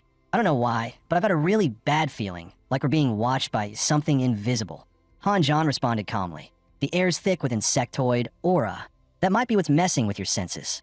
But before he could finish his sentence, a faint whisper echoed through the air, like something unseen was watching them. Xia Youwei jumped and clung to Han Zhan's arm. Did you hear that? There's a weird sound, and it feels like something is draining our life. Bai Shuang quickly explained, it's one of the Black Veil's abilities, life drain. As long as we're inside, it slowly siphons away our life force until we die. Yifan, unusually serious now, added, according to intel, we've got no more than 30 minutes. If we don't destroy the core from the inside by then, we'll all become nutrients for the Wandering One. Suddenly, Bai Shuang pointed ahead. You mean that black sphere over there? Yifan glanced at it and nodded grimly. The sphere was steadily absorbing life, energy, like a void devouring everything around it. Han Zhan stared at it for a few seconds and said with a straight face, so all we need to do is break that thing? Doesn't sound too hard. Just as Han Zhan finished speaking, the ground beneath their feet began to writhe. The once flat surface twisted and buckled violently, leaving the floor with no stable footing. Suddenly, Bai Shuang lost her balance and fell into the living terrain below. In a split second, Yifan dove forward and grabbed her just in time. Han Zhan was about to jump in and help, but a massive, solid wall erupted from the earth, slamming down between him and the others. This was the Wandering One's second talent, life infusion. Life could be taken, but also granted. And what it granted life to wasn't limited to creatures. Even weapons, tools, and the ground itself could be animated. Xia Youwei instantly shifted into combat mode. If that's the case, then let's break through together. Seeing the Fushi Zither hovering before him, Han Zhan felt a surge of fighting spirit. Without hesitation, he scooped up Xia Youwei and launched into the assault. In the blink of an eye, countless shadow blades burst from his fingertips, crashing down on the massive wall like a storm. But to their dismay, the damage vanished within seconds. The wall regenerated completely, as if untouched. Han Zhan frowned, a wave of frustration washing over him. That regeneration is insane. With the current power of the Zither Blades, there's no way we're breaking through that. The moment he finished speaking, multiple walls shot up from all directions, turning the entire space into a giant labyrinth. His face darkened as he quickly realized the Wandering One was trying to trap them inside and slowly kill them off. Just then, a flying insect suddenly appeared behind him, launching a high-speed attack at nearly 80 miles per hour. Thankfully, Xia Yue shouted a warning just in time, and he barely dodged the lethal strike. The insect missed its target, then vanished into the wall without a trace. Han Zhan stood frozen for a second. It moved so fast, he wasn't even sure if he had actually seen it. If that thing really is what I think it is, then we're seriously screwed, he muttered. Without another second of hesitation, he scooped up Xia Yue and dashed toward what looked like an exit. Meanwhile, on the other side, Zhang Xiaobei's team was advancing with full confidence, backed by the fact that every member was a Tier 3 spirit practitioner. They believed that even if the mission failed, retreating safely wouldn't be an issue. But just as those words were spoken, the ground beneath them began to writhe violently. In mere seconds, the team was split apart and trapped inside a massive labyrinth. The red-haired squad member instinctively looked for his captain, only to see Zhang Xiaobei standing completely still. Feeling uneasy, he cautiously stepped forward and asked, "Captain, are you okay?" Before he could finish his sentence, Zhang Xiaobei suddenly lunged forward and grabbed him by the throat. As life faded from his eyes, he seemed to glimpse something terrifying. A silver-white insect slowly crawling out from Zhang Xiaobei's forehead. It hovered briefly in the air, then slowly burrowed into his own eye. At the same time, elsewhere in the maze, Bai Shuang and Yi Fan were supporting each other, struggling to find a way out. Barely 2.5 seconds had passed before Yi Fan, king of giving up, lost all patience. "We're stuck anyway. Why bother trying so hard? Just lie flat and wait for rescue. That's my specialty." Bai Shuang was instantly furious. "Who says we can't get out?" She slammed her palm against the wall in front of them and shouted, "Wake up! You're nothing more than lifeless dirt." Her innate ability, Lie, took effect, and a massive wall instantly shattered into pieces. Yi Fan stood there dumbfounded. What the hell? That actually worked. As more and more walls collapsed, Han Zhan's figure finally came into view. From a distance, Bai Shuang called out, "Captain, watch out!" Han Zhan instinctively turned around, only to see a cascade of falling rocks plummeting from above. Fortunately, he reacted in time, launching himself upward and narrowly dodging the attack. Seeing he was unharmed, Bai Shuang and Yi Fan rushed toward him, but they had only taken a few steps when a massive fist suddenly materialized behind them. Han Zhan shouted, "Behind you!" In a flash, he scooped up Hu Shiqin, and with a swift wave of his zither, a sonic blade shot out, cleanly severing the giant fist. As the dust cleared, a towering stone giant, at least 3 meters tall, suddenly appeared before them. Without a word, it launched a brutal attack. The sheer force of its strike sent both Yi Fan and Bai Shuang flying. Han Zhan quickly activated his skill, Joyous Wind, and managed to catch them midair. "These monsters were summoned by the Wandering One," he said sharply. "We need to destroy its core fast. Ever since it unleashed the Black Veil, its body has merged into the realm itself. The only target left is that black sphere. If we break it, we end this." Bai Shuang and Yi Fan exchanged a glance and nodded. "Go, Captain. We got your back." As they spoke, the stone giant let out a roar and charged again. Yi Fan didn't hesitate. He shot forward and shouted, "Grant me immortality." In the next moment, a golden light enveloped his entire body. He took the brunt of the stone giant's 250-yard stomp head-on and remained standing. "Captain," he shouted through gritted teeth, "I can only take 6 hits with this skill. You'd better hurry." Hearing Yi Fan's warning, Han Zhan didn't hesitate. He charged straight at the black sphere. "Spirits of the 6 heavenly generals, servants of the Emperor, rise with my zither and obey my call." As his voice rang out, 6 phantom statues with unique forms materialized in the sky, exuding divine pressure. Thunder roared down from above, striking the black sphere with devastating force. In just 2.5 seconds, the sphere shattered with a loud crack, reduced to dust, and completely obliterated. Yi Fan's face lit up with joy. "Captain, we did it!" But Han Zhan, bloodied and grim, barked back, "Don't celebrate yet, run." The warning came too late. A shadowy figure struck him with a massive punch, sending him flying. "Pathetic humans, none of you are leaving alive." Yi Fan froze as he got a clear look at the attacker. It was a fully matured Wandering One. He was completely stunned. How the hell was there still an adult one here? Just then, Bai Shuang's expression twisted into something eerily cheerful. I used light to disguise it, and kept it hidden on me the entire time. I was just waiting for the perfect moment to release it and land the final blow. So, surprised? Didn't see that coming, did you? Han Zhan stared at her, confused and furious. Why the hell would you do that? Bai Shuang suddenly burst into manic laughter, tears streaming down her face. Why? Ha ha ha, why? Of course, because I wanted to kill you all. As she spoke, a flicker of silver light appeared deep within her pupils, an unmistakable insect-like silhouette. Han Zhan's face darkened. That's the second time I've seen it. There's no mistake. She's been infected. Bai Shuang has been parasitized. That silver figure in her eyes, it was none other than the legendary high-tier parasite, the Mind Eater.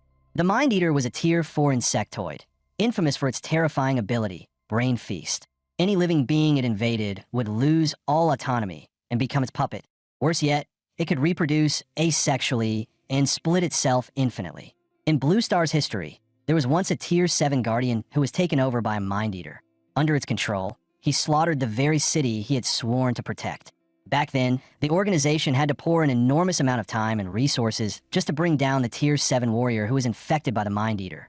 But this species of parasite was supposedly wiped out completely 25 years ago. So why had it reappear now? Yifan stepped in front of Han Zhan, ready to use his immortality skill to buy him time to escape. But Han Zhan shook his head calmly. There's no way out now. After absorbing the dead juvenile, the adult Wandering One's black veil has expanded tenfold. At our current speed, we'd be dead long before reaching the edge. Yifan, all I need is the length of a single song. Just buy me that much time. As Han Zhan closed his eyes and began healing his body, the parasitized Bai Shuang's face twisted with panic. No, stop him. Now. As soon as the words left her mouth, the Wandering One raised its arm and unleashed a devastating energy blast. Yifan stood firm, activating his immortality, skill, and blocking the strike head-on. But while he was holding the line, Bai Shuang suddenly appeared beside him, grabbing his shoulder with a sneer. Your so-called immortal body is nothing but a lie. Yifan flinched, then roared in fury and slammed his forehead into her face. You don't get to decide what's real. As Bai Shuang was knocked backward, one of the 10 insects in her pupils split off. It shot forward like lightning, burrowing into Yifan's arm before he could react. Without hesitation, he activated immortality again, yanked the parasite from his flesh, and crushed it in his fist with a sickening snap. Only 2 uses of immortality remained. The adult Wandering One watched the whole scene and chuckled darkly. Impressive ability, but how long can you keep it up? With that, it began gathering energy once more, this time forming a razor-sharp war spear. Yifan didn't flinch. He activated immortality again and took the blow head-on. But as the spear struck, cracks echoed through his golden shield. Captain, he shouted, voice strained. How much longer? At that very moment, the music cut off. Han Zhan opened his eyes, his voice resolute. Thanks to the healing power of the clarity elixir, I'm back at full strength. Yu Wei, Yifan, take care of the Mind Eater. The adult Wandering One is mine. Without wasting a second, he unleashed the first form of the Eightfold Fist. Didn't think you'd force me to go all out.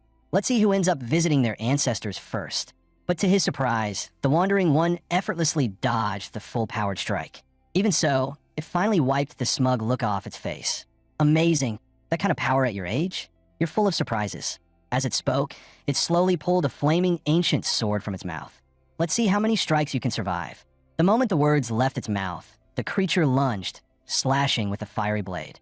But Han Zhan used the brief window during its monologue to slip on a special pair of gloves, gifted by his senior brother, Wei Qing. Then, with full force, he launched a punch directly at the incoming blade. With a sharp crack, the terrifying sword energy shattered into fragments. The Wandering One froze mid-air stunned. Those gauntlets? How did you get your hands on them? Over a decade ago, one of your kind killed a Worm King on the battlefield. The Wandering One snarled. He was a real warrior, but you're nothing. As it spoke, it poured more force into its strike, trying to crush the gauntlets that had once humiliated their kind. Han Zhan sneered back. I may not be a warrior, but you're no Worm King either. He activated the Eightfold Fist again, his body becoming a blur as he closed the distance in an instant. With a fierce punch, he slammed his fist into the Wandering One's right ribcage. But in that same moment, the creature's flaming sword pierced through Han Zhan's left chest. The impact sent both of them flying, separated by at least 25 meters. Clutching his bleeding chest, Han Zhan growled, "Damn it, If we don't take it down before it fully absorbs the juvenile's energy, we don't stand a chance. With no hesitation left, Hanjan activated the second level of the eightfold fist, cultivation. A surge of spirit energy flooded his body, coursing through every nerve and vessel. He launched himself like a bolt of lightning, too fast for the naked eye to follow. Before the Wandering One could react, Hanjan's fist slammed hard into its chest. In the next instant, the creature's massive body shattered into pieces. Standing firm, Hanjan looked down coldly and said, "You lost." But to his shock, the Wandering One burst into laughter. "No, you lost." The very next second, its shattered body began to reassemble before Hanjan's stunned eyes. Worse still, it had fully absorbed the juvenile's energy and merged completely with the black veil. The ground beneath Hanjan's feet came alive. Thick, earth-colored chains erupted from the soil and wrapped tightly around him. The Wandering One raised both arms, summoning a massive meteor brimming with destructive power. "This is the end, boy. No one escapes from me. You all die here." The moment the words fell, the massive meteor, capable of obliterating all life, came crashing down upon them. In a desperate move, Ifan activated his final charge of immortality, standing between the team and certain death. But against a force like this, one human was far too small. His last remaining use of immortality lasted only 2.5 seconds, before shattering completely. Just as Ifan was about to be crushed, the meteor suddenly froze in midair. Then, an aged but powerful voice echoed across the battlefield. "Eightfold fist, sixth form, / scenic strike, unleashed." In the blink of an eye, both the Wandering One and the massive meteor were obliterated under a golden fist strike, reduced to dust. As the all-consuming black veil finally dispersed, a familiar figure stepped out from the void. Li Shutong had arrived. Seeing his master reappear, Hanjan's heart finally settled. He exhaled softly, a tired smile on his lips. "Guess, I'm finally off duty." Then everything went black as he collapsed unconscious. When Hanjan finally woke up, 2.5 days had passed since the battle. According to Xia Yuwei, while he was unconscious, their teacher had eliminated the 10 parasites. But since the queen couldn't be located, the threat wasn't fully resolved. Ifan, who had thrown everything into blocking the meteor, had nearly every bone and vein shattered. Though he survived thanks to his immortality ability, he was still in the ICU, barely hanging on. Just then, a nurse burst into the room, clearly flustered. "You're his teammates, right? Ifan, he's gone missing." That's when Xia Yuwei recalled their teacher's instructions to track down the Mind Eater themselves. With Bai Shuang still missing, it was clear Ifan had gone after them. Hanjan immediately got out of bed and said firmly, "Bai Shuang is a Tier 4 Mind Eater. She can reproduce asexually and split herself indefinitely. But if the queen parasite is destroyed, all the offspring will die with her." Ifan must have figured that out and set off on his own. Xia Yuwei added grimly, "One more thing. The Guardian organization deducted 100 points from Squad 0527 that they didn't even leave behind the Wandering One's corpse. All materials were taken straight back to headquarters. Since the mission was ultimately completed by Li Shutong, all other squads were marked as failures and had their points deducted accordingly. When Hanjan heard this, he actually laughed in disbelief. "We were out there fighting for our lives, and the people behind us were pulling shady moves against us, and Master didn't say anything about it." Xia Yuwei replied softly. He said, "It's a matter between you and the Deep Blue City Guardians. No one else will interfere." Upon hearing that, Hanjan grabbed Xia Yuwei's hand and headed straight for the exit. "Let's go. We're taking back what's rightfully ours." If Master said no one would get involved, that means it's not just him. The other big shots won't step in either. Meanwhile, inside the Guardians' headquarters, a group of smug officials sat celebrating. Captain Zhao was generous this time. He shared the Tier 4 insect materials with all the squads. Just then, the doors were kicked open. Hanjan stormed in with Xia Yuwei at his side. "Where's Zhao Hu? Get your ass out here." The room went dead silent. Only Zhang Xiaobei chuckled and said, "Whoa, Captain Han, who pissed in your tea? Watch your mouth. This ain't the kind of place where you get to throw tantrums." As he finished speaking, he lunged forward, fists raised. But before he could even get close, Hanjan slapped him clean across the face, swift and brutal. With power surging through his arm, Hanjan flung Zhang Xiaobei hard onto the ground. "Has anyone ever told you your smug little grin makes people want to rearrange your face?" The onlookers were stunned. One move, and he's on the floor? That's just insane. Hearing the murmurs around him, Zhang Xiaobei growled, drew a dagger, and lunged forward again. Same result. Hanjan disarmed him with a single effortless move. Still not convinced?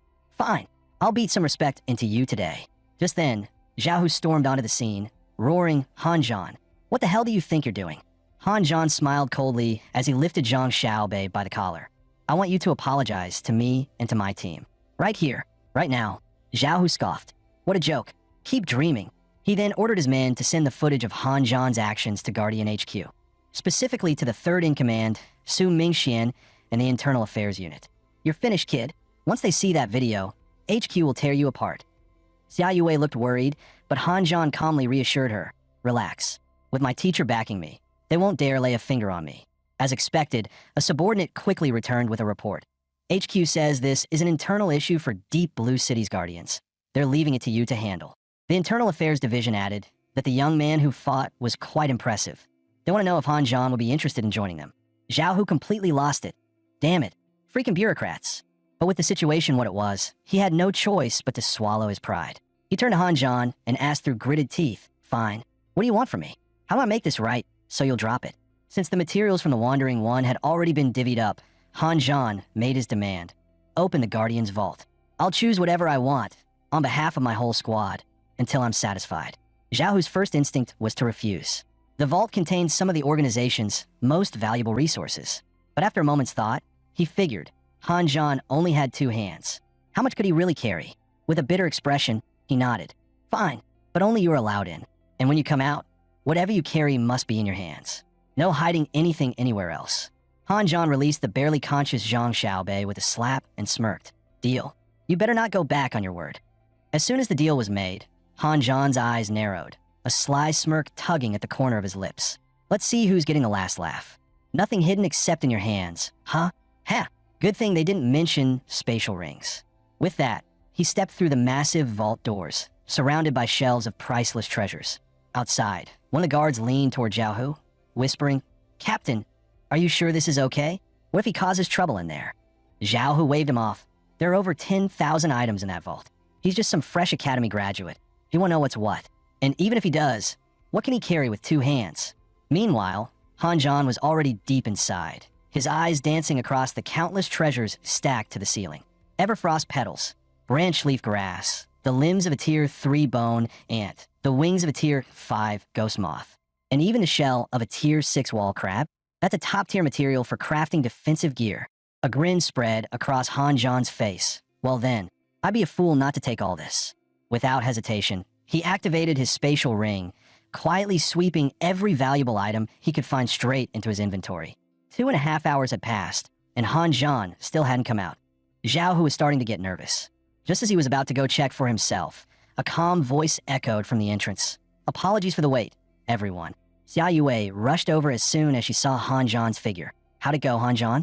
What did you get? Han Zhan simply gave her a cryptic smile. Without another word, he took her hand and walked away. I'll tell you once we're home. Zhao Hu stared after them, confused. What the hell? He came out empty-handed? Didn't take anything at all? He immediately ordered his men to go in and check. A moment later, his phone buzzed with a panicked report. That kid, he took half the vault. Half. Zhao Hu's ears rang with rage. That greedy bastard. The vault belongs to the Guardian organization. If he'd taken just a few items, we could have covered it up. But half the damn vault. There's no way HQ lets this slide. He filed a formal complaint, reporting everything to headquarters. The response? Just 5 words. Nice resolution. Good job. Zhao Hu stood there, dumbfounded. What the hell? Freaking bureaucrats. Back at the villa, Han Zhan sat on the couch, quietly reflecting on the day's events. Teaching Zhao Hu a lesson wasn't just satisfying. It was a clear warning. Let's see if he dares to act tough again anytime soon. Just then, Xia Yue walked over, fresh from the shower, and spoke softly. Han Zhan, it's really late. Come to bed with me. Ever since you got hurt last time, I've been afraid of losing you. So tonight, no matter what, I'm not letting you go. But just as things were starting to heat up, the door creaked open with a loud squeak.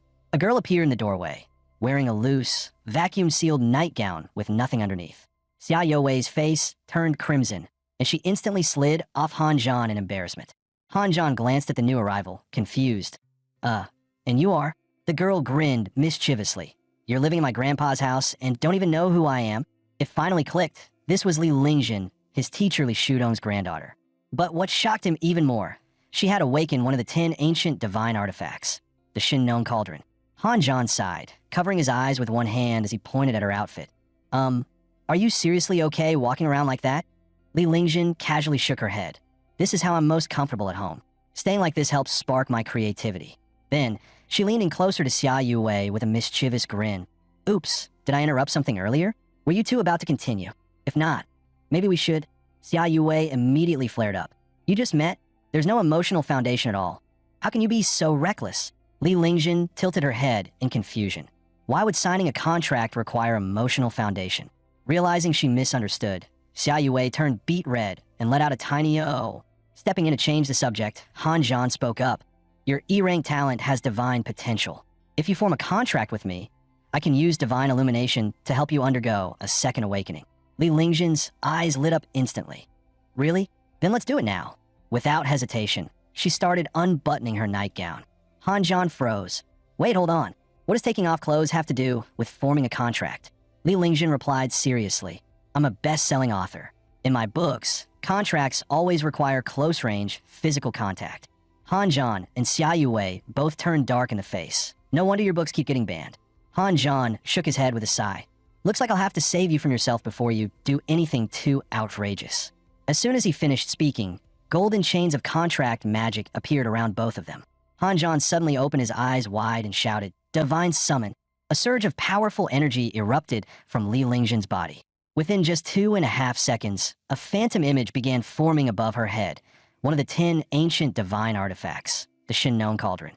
As more and more energy surged into her body, Li Lingjin's contracted spirit underwent a complete transformation. She evolved from an E-rank spirit into a top-tier SSS rank artifact spirit and awakened a divine trait called True Essence Refinement, allowing her to absorb the essence of spirit-rich materials, whether rare herbs or insect beasts, and condense their energy into its purest form. Witnessing this, Han Zhan was stunned. Wait, this ability can extract pure energy? Doesn't that mean she could basically power up anytime she wants? Li Lingjin slowly returned to consciousness. Staring at her glowing hands in awe, she whispered, This is my ability? Han Zhan nodded with admiration. Yep, it's incredible. Want to give it a try right now? Xia Yue, catching the vibe, quickly stood up. I'll go get some tea. You two carry on. As she left, she muttered with a wry smile. Didn't expect the little one to also be a divine-ranked spirit. What a surprise. But 2.5 minutes later, just as she returned with the teapot, she was startled by the sounds coming from inside the room. Rustling, followed by Li Lingjin's panicked voice. Stop, stop. Don't put in any more. It's already full. Xia Yue paused for a moment after hearing the strange cries. Then, with a flash of anger, she kicked open the door. What the hell are you two doing in there this late at night? But as soon as she saw the scene inside, her pale face instantly flushed red. Turns out, they really were putting things inside. They were refining materials using the Shinnon Cauldron. At that moment, the cauldron erupted in radiant light under Li Lingjin's command. Moments later, several pristine white pills condensed into Han Zhan's hand. Xia Yue hurried over and asked, What are these? Han Zhan replied calmly, They're spirit energy pills. Taking one can boost at least 1% of your core energy. Before she could marvel at the result, Li Lingjin returned to human form and suddenly threw herself on a Han Zhan. Han Zhan, the pill fire inside me hasn't been extinguished yet. I'm burning up. You have to help me cool down. Han Zhan's face turned beet red. He muttered, Don't be like this, but his hands were already pulling Xia Yue into the mix. What happened after that? Let's just say some curious viewers might want to explore off-screen. The next morning, lying between the two girls, Han Zhan couldn't help but feel like he had officially won at life. Li Lingjin lay back on the couch with a satisfied smile, her eyes twinkling. I didn't expect you to be this good. Truly eye-opening. Even Xia Yue couldn't help but admit, blushing slightly.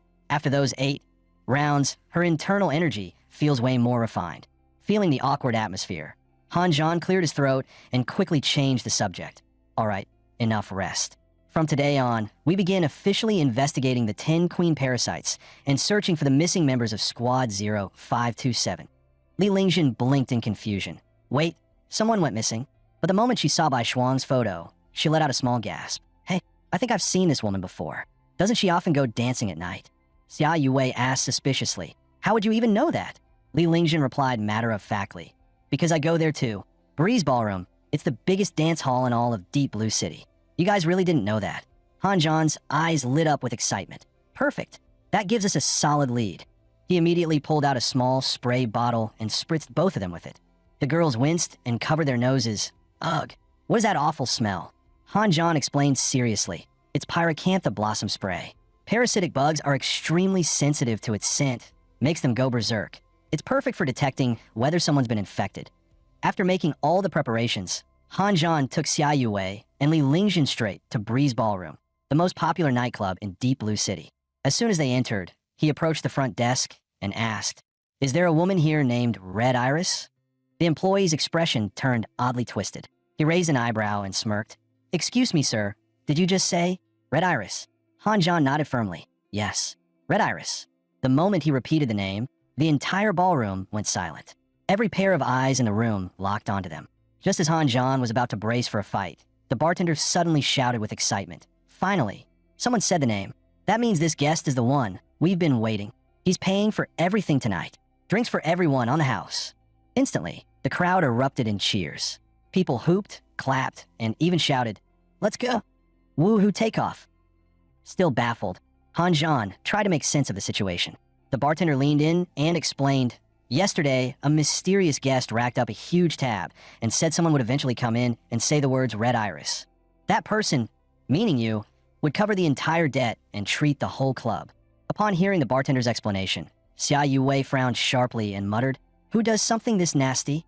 But Han Zhan had already figured it out. "It's Yifan," he said calmly. "Only he would leave a gift like this." The bartender then pulled out a wooden box from under the counter. "The same man left this too," he said. "He insisted I hand it to you personally." As soon as Han Zhan took the box, he noticed it was cloaked in a faint golden glow, a familiar aura that only belonged to the innate talent called Undying.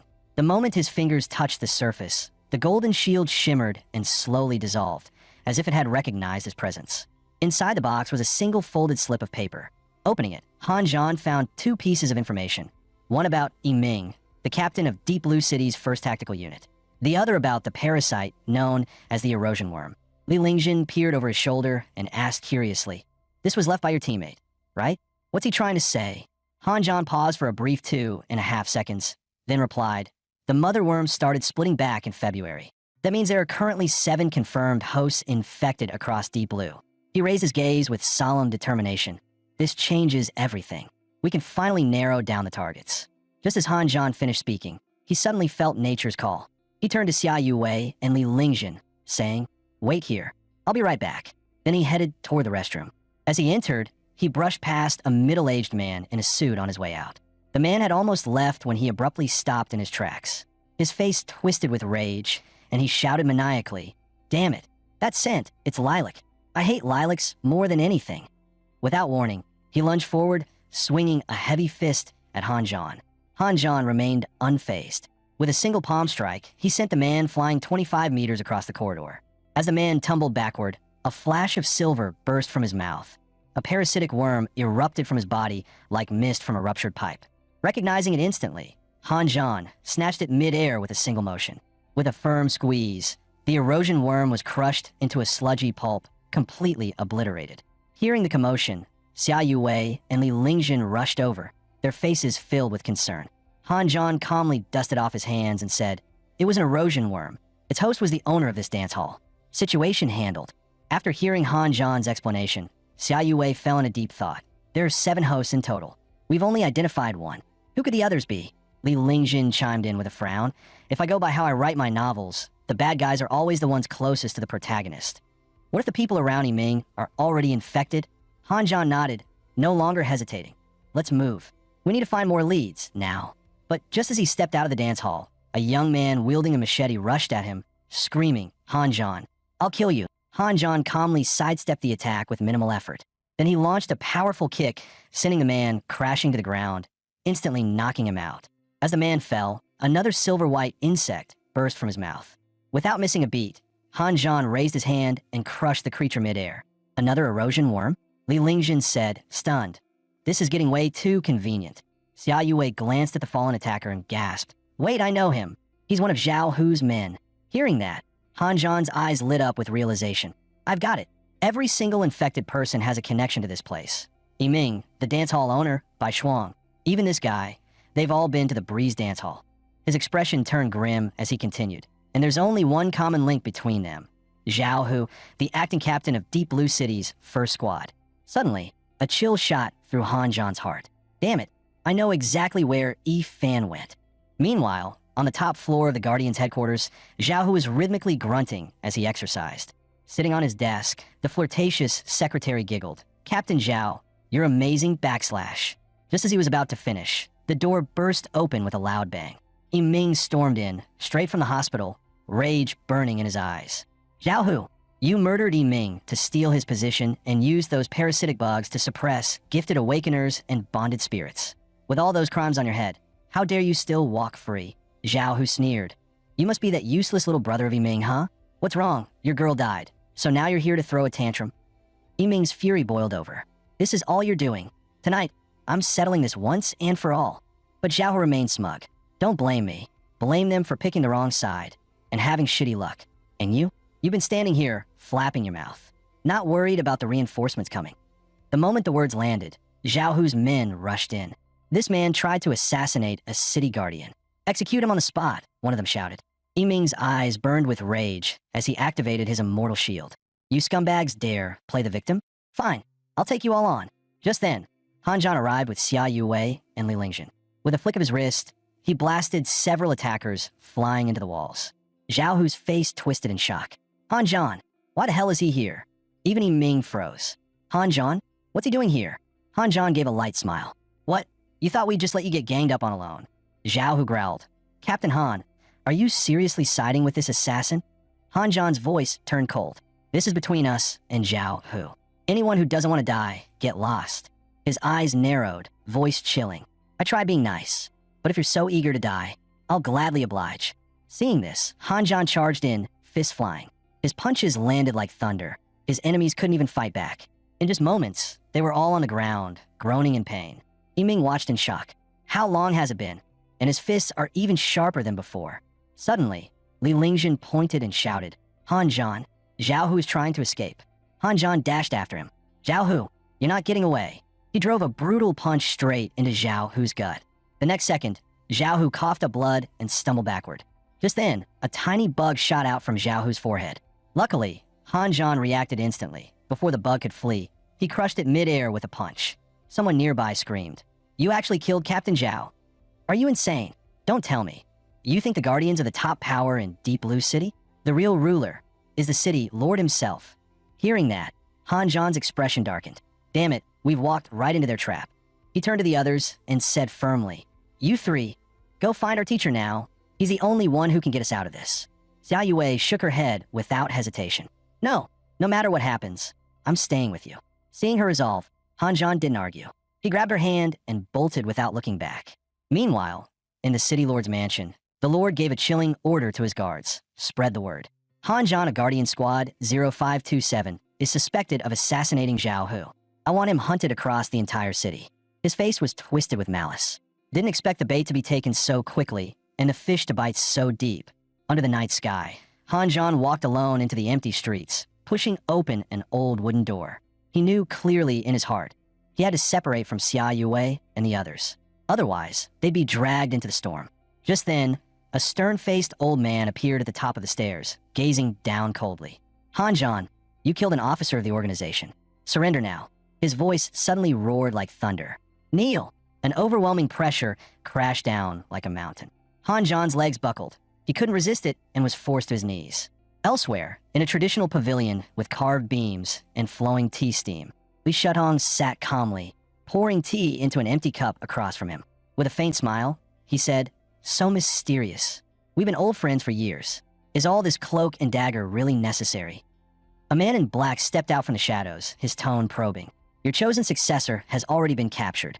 The evidence is solid. He's set for public execution tomorrow, yet you're still this composed. Li Shutong slammed the teacup on the table, his face darkening instantly. In the blink of an eye, a tiger-like pressure burst from his body. His eyes were razor-sharp as he growled. Do you really want to turn this into a war between old friends? The man in black shrugged casually. Even if you destroy this quantum clone, it changes nothing. Old Shang gave each of us plenty of backups, didn't he? Li Shutong eased his aura and chuckled, shaking his head. Look at me, almost forgot about that part. But it doesn't matter. The real surprise hasn't even started yet. Just wait. The man in black said nothing more. His figure slowly faded until he vanished completely. Moments later, one of Li Shutong's disciples approached. Lin Jingxian bowed and asked, Master, should I go rescue junior brother? Li Shutong stared into his teacup and spoke softly, I've tolerated their games within the organization long enough. I couldn't act until I found the true mastermind. They thought luring Han Zhan with Zhao, who would tie my hands. But who said Han Zhan wasn't my bait? He looked up into the distance, eyes deep as the sea. Life is like a game of chess. Every move rewrites the board. Han Zhan, the next play is yours. Elsewhere, Han Zhan sat bound hand and foot in an empty, silent chamber. The air was suffocating. An elder approached, voice cold as ice. Still refusing to confess? Han Zhan gritted his teeth. Confess? To what crime? The elder's expression darkened. Without warning, he slammed a heavy punch into Han Zhan's chest. Watching him stumble, the elder sneered. Wake up. Li Shadong can't save you now. You have two choices. First, join us. You don't need to know who we are, only that Li Shadong represents the past, and we, the future. Second, keep resisting. But if you last till tomorrow, your head will roll beneath the execution blade. Hearing this, Han Zhan's eyes sharpened. He asked coldly, so, the Tier 4 insect, the Devourer Worm, you planted it for Yi Ming to discover and bring back to Deep Blue, didn't you? The elder didn't bother hiding it. You could say that. To us, the insectoids aren't enemies. Used correctly, they're the most efficient weapons. A cold light flashed through Han Zhan's eyes. I know exactly what to choose now. The elder leaned in with a chilling tone. Then tell me, what's your choice? Han Zhan smirked and chuckled. My choice is option 3. Go screw yourself. The elder's face turned dark as thunder. He roared with fury. You're courting death. The next day, every major news outlet blasted the same headline. Breaking. Squad 0527 Captain Han Zhan to be publicly executed today for treason and the murder of a senior officer. The city lord sat high on the second floor of the observation tower, looking down at the execution ground below. A subordinate hurried over and reported respectfully, My lord, everything is ready. The execution can begin on your command. The city lord gave a lazy nod, then asked, What about those 3 who escaped yesterday? Any news? The subordinate lowered his head, clearly uneasy. They're extremely cunning, sir. We suspect they may be hiding in a villa, but we... No excuses, the city lord cut him off coldly. Keep searching. His gaze shifted to Han Zhan, standing calmly on the execution stage. He muttered, The time's almost up. And yet, he's still so calm. What is he hiding? Meanwhile, Han Zhan stood silently, deep in thought. Teacher once told me to do whatever I needed. He backed me no matter what. Why? Did he already foresee all this? Has everything already been set in motion? In the plaza, the crowd buzzed with rumors. Isn't it the guy who awakened an SSS level soul contract talent? No way. How did he become a traitor? I heard the higher-ups demoted him to the Guardian Alliance. He snapped and went on a killing spree. At that moment, the city lord rose and waved to the crowd. His gesture instantly silenced the murmurs, and the entire plaza fell quiet as all eyes turned to him. The crowd buzzed with whispers, clearly shocked that the city lord had shown up in person. Standing atop the platform, the city lord scanned the entire plaza and spoke loudly. Today is both a day of pride and a day of sorrow. We are about to lose a young man with extraordinary talent. He could have been one of the greatest soul contractors of the next generation. But because of selfish hatred, he turned to senseless slaughter. He paused, then raised his voice with sharp authority. Worse still, he conspired with insectoids and threatened the peace of Deep Blue City. Tell me, should such a man live? The speech ignited the crowd's fury. They roared in unison, Kill him, kill him, kill him. Seeing the people so easily stirred, the city lord smiled smugly. In his mind, there was no doubt. Han Zhan would die today. With a dramatic wave of his hand, he shouted, Proceed with the execution. The executioner obeyed instantly, activating the guillotine. The blade dropped at lightning speed, flashing cold steel, just inches away from severing Han Zhan's neck. But in that split second, someone, somewhere, pressed a hidden switch. The blade screeched to a sudden halt, just 10 centimeters above Han Zhan's throat. The entire plaza fell in a stunned silence. The executioner stared in disbelief, muttering to himself, What the hell? Did it just malfunction? The city lord immediately realized someone had sabotaged the execution. His expression darkened as he scanned the crowd and shouted, Who dared interfere with the execution? Step forward now. At that moment, a girl calmly walked out from the crowd, holding a remote in her hand. She stared directly at the city lord and said, without a trace of fear, Han Zhan saved my life. I won't let you execute him. The city lord recognized her, and his face twisted with rage. Shang sighting? The Shang family is involved in this too. Before he could react further, several others stepped out, removing their cloaks and standing beside Han Zhan. We refuse to let you execute Han Zhan, they shouted in unison. Elsewhere, in a quiet pavilion, Li Shutong calmly sipped his tea. The man in black reappeared, sounding pleased. Han Zhan's already at the guillotine. This game, you've lost. Li Shutong gently placed down his teacup. His eyes remained calm, yet sharp. The game isn't over yet. He locked eyes with the black-cloaked figure, his voice steady and firm. Don't you think you've called checkmate a bit too early? The man in black scoffed and sneered. We'll see. Then, just like before, his body faded into thin air.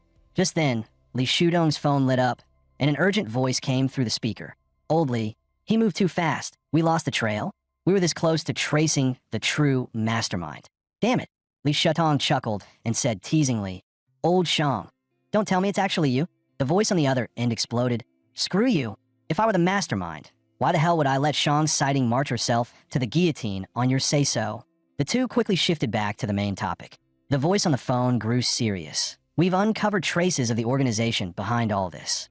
They call themselves Dawn, and they're buried deep. Meanwhile, tension was rising fast in the plaza. Yifan and the others were surrounded by curious and anxious citizens. God, are they trying to break someone out of an execution? Even the Shang family's involved. This isn't just some minor incident. Standing boldly in the center of the square, Shang's sighting raised her voice. All of you, open your eyes. Han Zhan isn't a criminal. He's a hero who fought for us all. She pointed up at the massive screen above. Watch closely. This is the truth. The screen lit up with footage of Han Zhan battling insectoids in various regions, risking everything to push them back. His figure flashed through battlefield after battlefield, slashing enemies, shielding civilians, never once hesitating. The crowd began to murmur again. He really looks like he cares about the people. Could someone like that truly be a traitor? Suddenly, a familiar figure dropped from the sky. It was the elder who'd captured Han Zhan. He hovered midair, voice booming. Silence. All of you, among the crowd. Yifan and Li Lingjin felt the weight of an overwhelming aura pressing down. Who the hell is this guy? Yifan whispered. How can he be this powerful? Li Lingjin added, stunned. The elder unleashed a terrifying wave of killing intent. His voice echoed like thunder. Eliminating Han Zhan is Dawn's mission. No one is allowed to interfere. He fixed a deathly glare on Han Zhan and declared coldly, Today, you die. At that moment, a giant hand made of raw energy materialized in the air, roaring down from the sky with enough power to flatten the earth. Before the giant energy hand could strike Han Zhan, it suddenly exploded midair with a thunderous blast. A blinding flash lit up the entire square, forcing the crowd to stumble back in shock. The elder's face twisted in alarm. He scanned his surroundings and muttered, What the hell? Who did that? Before he could react, a sharp and invisible force slammed into him, knocking him several steps back. He tried to retaliate, but couldn't even see his attacker. As the smoke began to clear, the sky was empty. The elder had vanished, completely gone, as if erased from existence. The crowd broke into hushed chaos. What just happened? Who stopped the attack? I didn't see anything. It was too fast. Shang's sighting looked up by chance, only to spot a lone figure standing atop a distant high-rise building. The figure stood with their back to the plaza, their face obscured. But something about that calm posture, that commanding presence, made one name flash in her mind, Li Shutong. The city lord's eyes burned with rage. With a roar, he leapt straight from the tower toward Han Zhan, fists roaring through the air. Even if the gods descend, no one's saving you today. Han Zhan slowly rose to his feet, a faint glow radiating from his body. His gaze was sharp, his voice calm and resolute. If my teacher has made his move, then that means the time has come. The city lord's fist barreled toward Han Zhan like a meteor, packed with overwhelming force. But just as the strike was about to land, Han Zhan slipped aside with inhuman speed. A moment later, the ground where he'd stood shattered violently, creating a massive crater as dust and rubble flew in every direction. While the city lord was still stunned by Han Zhan's speed, Han had already appeared above him, his presence sharp as a blade, radiating raw force. Without hesitation, Han Zhan drove his fist downward like a thunderbolt crashing from the sky. The blow smashed the city lord straight into the ground, creating a massive crater with a deafening boom. Han Zhan stood at the edge of the pit, staring coldly at the fallen city lord below. Suddenly, his eyes narrowed. From a city lord's forehead, a tear for devour worm came flying out. Han reacted instantly. He snatched the fleeing parasite right out of the air. With one sharp squeeze, he crushed it. Black fluid oozed from between his fingers. The crowd watched in stunned silence. No one had expected this. Their mighty city lord had been infected by a parasite. Han Zhan raised the crushed remains high in the air and shouted, This is a tear for devourer worm. It burrows into humans, manipulates minds, clouds judgment, and turns us against each other. You don't have to believe in me, but everything I've done was to protect humanity." Whispers broke out across the square. "So that's why? No wonder the city lord's been acting so weird. Han Zhan saved us. We were all about to be controlled." Just then, Li Shutong calmly stepped forward from the back of the crowd and stood beside Han Zhan. He looked at him with a faint smile and asked, "Well, did you finally understand the meaning of walking the line between life and death?" Han Zhan smiled faintly. "Having my teacher clean up the mess feels pretty nice. But next time, I'd rather be the one moving the pieces, not just another pawn on the board." Li Shutong smiled warmly and gave Han Zhan a firm pat on the shoulder. "You did well. The queen parasite is dead, and the remaining devourer worms have been eliminated. You've done a great service for all of humanity." He let out a quiet sigh and added, "Unfortunately, the final strike was too strong. We didn't get any usable intel on Dawn." Han Zhan immediately caught the meaning. "Dawn, what is it?" Li Shudong's tone grew heavy. "A hidden organization that's infiltrated our Guardian ranks. So far, we've only found scattered traces, nothing solid enough to expose them." Han Zhan frowned deeply. The idea that such a group had already wormed its way into the Guardians sent a chill down his spine. This was bigger than he thought. Just then, Yifan and the others approached, their faces grim. They spoke quietly. "We found Bai Shuang's body." The words hit Han Zhan like a punch to the chest. His heart sank, but he took a deep breath and forced himself to stay composed. "Where is she now?" Yifan lowered his voice. "There were 1,001 casualties in total. Bai Shuang, along with the others, they've been preserved in ice. A sea burial has been arranged. Before long, the bodies of Bai Shuang and the others were carefully sealed in coffins and gently lowered into the sea. The cold ocean swallowed them whole, like it was burying the pain along with them." Everyone stood silently by the shoreline, staring at the calm waves. Grief lingered in the air, heavy, unspoken, and full of sorrow. Han Zhan lowered his gaze, guilt weighing on him like a stone. "I'm sorry, Bai Shuang. I couldn't protect you." But just as they turned to leave, strange dark veins began crawling across Bai Shuang's face. Like something alive was spreading beneath her skin. Her forehead darkened, a sickly hue creeping in as if something was consuming her body from within. Suddenly, her eyes snapped open. A grotesque, wriggling creature burst from her mouth with a blood-curdling screech. Time flashed forward. It was now October. A group of friends sat around a hot pot table in a cozy villa, the mood light and cheerful. Li Shutong casually asked while cooking, "So, Han Zhan, after the whole Devour Worm incident, you all hit Tier 3? Han Zhan nodded. "Yeah, even Li Lingjin finally caught up. She's officially a Tier 3 now, too." Xia Yue chimed in with a smile. "My music-based abilities have gotten stronger, too. I just need more practice." Shang's sighting teased. Han Zhan / "Once I awaken, how about forming a soul contract with me?" Han Zhan chuckled. "Tempting, but I only contract with companions who have divine traits. Those are the ones I resonate with best." Shang's sighting pouted slightly, her tone a bit disappointed. "Well, I hope I awaken divine traits someday too."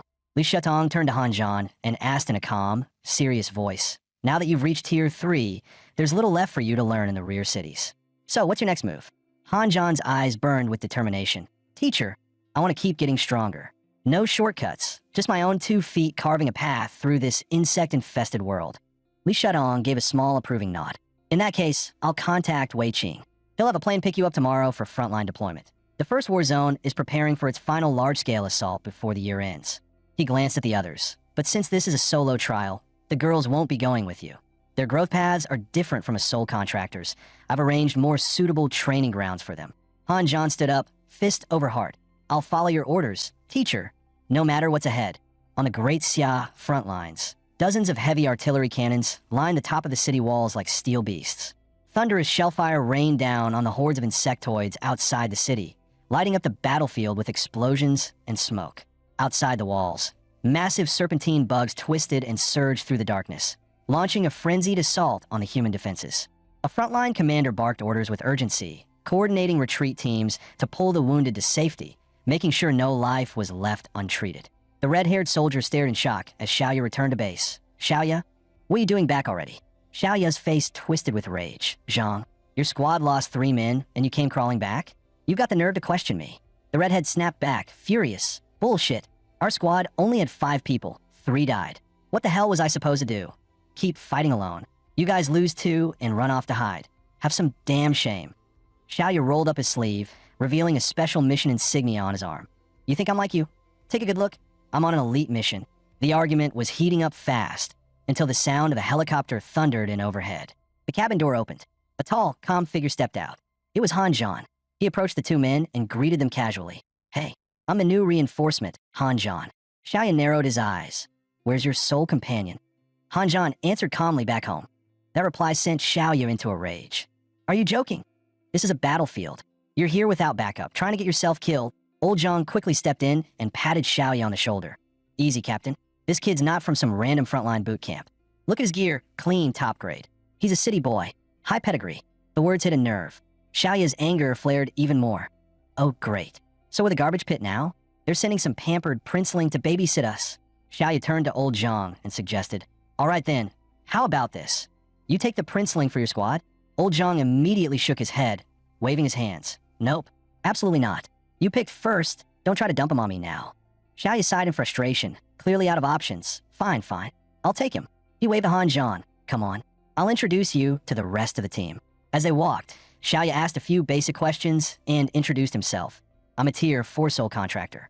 For now, I'm your squad leader. According to Warzone protocol, you're under my command. They soon arrived at a makeshift camp. Xiaoya pointed to two figures nearby. Those two are your new teammates, Kai Fong and Shi Xiaoqian. Shi Xiaoqian was wringing out her soaking wet jacket, grumbling under her breath. This mission was awful. I'm drenched to the bone. So damn uncomfortable. As she tried to take off her jacket, it got caught on her collar. Without looking, she called out, Hey, give me a hand, will ya? Han Zhan looked mildly helpless, but stepped forward and helped her out anyway. Once the jacket was off, Shi Xiaoqian gave him a quick once-over and turned to Xiaoya. This the new guy? Alone? Let me guess, his soul companion's in disguise or something? He actually looks kind of pro. Before Xiaoya could reply, Han Zhan smiled and spoke up. I'm Han Zhan, new member of the squad. He reached into his spatial ring and pulled out a few items. I brought some small gifts. Thought I'd share. Han Zhan pulled 3 sets of Tier 6 armor from his spatial ring and handed them to his squad mates. Kai Fong and Shi Xiaoqian's eyes lit up immediately. Whoa, real Tier 6 gear. Thanks, man. Xiaoya waved it off. I don't need it. I'm a mech operator. I don't wear stuff like that. Still, he couldn't help but think. So, it's true. He really is a city elite. A spatial ring, Tier 6 armor. This guy's loaded. Clearing his throat, Xiaoya turned away. You guys get to know the rookie. I'm heading out to collect mission supplies. As Xiaoya walked off, Han Zhan asked, is he really a mech operator? Kai Fong nodded. Yeah, his soul companion died on the front lines. The war zone gave him a second chance to fight inside a mech. Shi Xiaoqian added, he hates those do-nothing higher-ups the most. Then she froze, realizing what she'd said. Oh, sorry. I forgot you're also, one of them. Xiaoya returned, tossing a heavy supply pack to the group. Gear up. Mission starts now. He scanned them with a stern gaze. This one's a blue-level op. Codename, Cut the Bloodline. He continued. You've heard of the Iyaki Serpent Clan, right? Their reproduction rate is insane. They outspawn us at a ratio of 10,000 to 1. Even with a kill rate of 100 to 1, we still can't keep up. That's why, over a month ago, the first war zone was deadlocked with them on the front lines. No progress either way. Then, Wei Qin came back. Marshal Wei punched straight through the enemy supply lines, barehanded. He single-handedly pushed the kill ratio to a mind-blowing 100,000 to 1 dot, but the moment he made that breakthrough, for Tier, 8 Serpent Kings ambushed him. Their battle left the war zone and disappeared into the wilds. The latest mission came straight from Warzone 2. Thanks to the innate divination talents of certain soul masters, they had pinpointed the locations of dozens of Iyaki serpent nests. Squads closest to each site, and with the fastest mobility, were assigned to carry out a full nest destruction operation. Xiaoya checked the timer on his wrist. Clock's ticking. Move out. He marched forward in his mech suit, its heavy steps shaking the ground with every stride. Han Zhan and the others followed closely behind, silently advancing toward the target coordinates. Suddenly, Han Zhan came to a stop, his expression sharp. We're here, he whispered. This is it. He pointed toward an old tree. Something massive and translucent hung from its branches. What is that? Xiaoya narrowed his eyes. A snake molt. Iyaki serpents shed their skin every time they evolve to a higher tier. Han Zhan's gaze swept across the area. Then he froze. Damn it, those bastards hid their eggs here. Xiaoya stepped forward to examine the scene. This molt is over 6,730 meters long, and it's covered with billions of serpent eggs. No doubt about it, this is the nest. But before anyone could move, Shi Xiaoqian and Kai Fong suddenly stiffened. A strange sound, wet, squelching like rotting flesh being stirred, echoed from all directions. Then came the whispers, layered voices, eerie and unnatural, crawling into their ears like living things. Before they could react, a chilling chorus of crackling sounds erupted around them. The sound of serpent eggs hatching, like thousands of bones being snapped at once. The sheer intensity of the noise stabbed into their eardrums like needles. It made their skin crawl and their balance waver, as if something was clawing into their minds. Then, without warning, a sonic pulse exploded outward, strong enough to send Xiaoya, in full mech armor, flying off the cliff. Han Zhan didn't hesitate. With a burst of motion, he launched himself off the cliff after him. Shi Shaoqian and Kai Shifeng clutched their ears, horrified, as they watched both of them vanish over the edge. As he fell, Xiaoya roared, "Damn it, get back to the mission. I don't need saving." But Han Zhan ignored him as he grabbed hold of the mech's massive arm mid-air. Eyes focused, muscles flaring with raw power. With a mighty shout, he hurled the entire mech's suit back up the cliff. It landed with a thunderous thud, perfectly upright. As soon as Xiaoya landed, Shi Shaoqian and Kai Shifeng sprinted to the edge, yelling Han Zhan's name in panic. Xiaoya stood frozen, stunned. That strength. It was inhuman. Kai Shifeng muttered grimly, "Captain, from that height. He might be dead." Xiaoya's fist clenched. His voice was low and filled with guilt. "This is on me. I got him killed." But just then, a familiar voice echoed up from the cliff's edge. "I'm not dead, damn it. Throw me a rope already." As Han Zhan struggled to climb back up the cliff, the other three finally breathed a sigh of relief, smiles breaking out across their faces. Regaining his composure, Xiaoya couldn't help but curse. "Are you stupid? Risking your life to save me? Our mission is to destroy the nest. How could you waste time on me?" But in the brief moment they had fallen, all the Izanagi serpent hatchlings had already emerged from their eggs, cold eyes fixated on them like a swarm of death. The four scanned the sea of wriggling serpents. None of them expected the eggs to hatch this fast. A heavy silence fell, doubt crept in. Would they even make it out alive? Suddenly, the hatchlings surged forward like a living wave. Xiaoya reacted instantly, shouting, "Go! I'll hold them off." But there were too many. They were surrounded. There was no way out. In that split second, Han Zhan reached into his spatial ring and pulled out an item. In a flash, a golden energy barrier expanded, shielding the group from the oncoming swarm. The barrier radiated a soft, calming glow. Miraculously, it stopped the serpents in their tracks. They gathered outside the shield, hesitating to get any closer. Then, something even stranger happened. The snakes lowered themselves, slithering flat against the ground as if surrendering. Seeing this, Han Zhan shouted, "Captain, what are you waiting for? Burn them." Snapping out of it, Xiaoya activated his mech's flamethrower. A torrent of fire roared forward. The hatchlings shrieked in agony, writhing as flames engulfed them. The ground turned black and scorched, smoke rising into the air. Kai Shifeng stared in awe. "Han Zhan, what did you just do? That was incredible." Han Zhan replied modestly, "Just used a piece of gear. Got lucky it worked on them." Xiaoya kept the flames going, sweeping across every inch of the nest. Only when the last serpent was reduced to ash did he finally stop. Stepping out of the mech, Xiaoya gave Han Zhan a sharp look. "Who are you really? You're nothing like the pampered brats from the city." Han Zhan smiled calmly. "Just a regular Tier 3 contract master.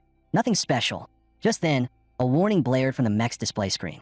The system reported, "The mission cut off the bloodline is going terribly. Out of all the teams involved, fewer than 10 succeeded." Xiaoya muttered, "Thank God for Han Zhan. Without him, we'd be toast too." The map also lit up with known reinforcement routes used by the Iyaki serpent brood. If the hatchlings want to reach the front lines, they have to pass through these choke points. Studying the map, Xiaoya suggested that snake subduing trick of yours was insane. If we hold these routes, maybe we can wipe them out before they even join the battle. What do you think? But Han Zhan didn't answer right away. His eyes were locked forward, brows furrowed. "I'm not sure we can wipe them out, but one thing's for sure. If we don't run now, we're the ones getting wiped." Everyone followed his gaze, and there it was. A massive 5th-tier Iyaki serpent, the guardian of the nest. Its crimson eyes glared at them as it slithered forward, hissing with murderous intent. The group snapped back to reality. The thing was way bigger than anything they had imagined. Han Zhan shouted at the top of his lungs, "What are you waiting for? Run before it's too late." As Kai Shifeng and Shi Shaoqian ran for their lives, they muttered in frustration, "Damn it, there's no way we can beat that thing." Without hesitation, Xiaoya controlled his mech and fired a high-powered missile straight at the Tier 5 Aokiji serpent, trying to halt its charge. The missile hit its mark, but only enraged the serpent further. Its crimson eyes blazed with murderous fury. In the next instant, the serpent lunged, jaws wide open, and clamped down viciously on the mech. Han Zhan's heart nearly stopped. His body froze in place, and words failed him. A sickening crunch rang out. The mech was torn apart like paper, its fragments scattering across the battlefield. The shockwave flung Xiaoye into the air. He crashed to the ground, covered in blood and wounds from head to toe. Kai Shifeng and Shi Shaoqian watched in horror, eyes glued to Xiaoye's battered body, their faces pale with panic. But they couldn't do anything. The Tier 5 serpent was already lunging again. This time, its gaping maw was aimed at them. Just as the serpent's gaping jaws were about to devour them, a golden shield suddenly materialized, enveloping the trio like a divine barrier and blocking the deadly strike. It was the Tier 6 armor Han Zhan had given them, finally activating at the critical moment. The shield held firm like an iron fortress. Kai Shifeng's eyes lit up as he exclaimed, "We're saved." But the Tier 5 Aokiji serpent, now enraged beyond reason, unleashed a sudden torrent of venomous fluid from its mouth, a savage and unexpected counterattack. The venom pierced straight through the shield like a rain of poisonous arrows, splattering directly onto Kai Shifeng and Shi Shaoqian before they could react. Within moments, the corrosive toxins began to eat away at their flesh. Agonized screams ripped through the air. In mere seconds, their bodies were almost completely dissolved, leaving behind only broken limbs and pools of blood. The last traces of unwillingness still lingered in their lifeless eyes.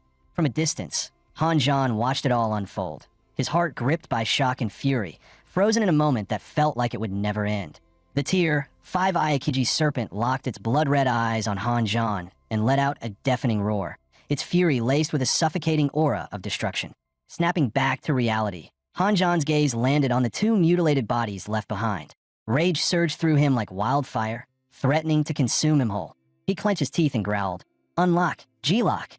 His voice was cold and laced with unfiltered wrath. The serpent lunged first, its powerful tail tearing through the air like a scythe.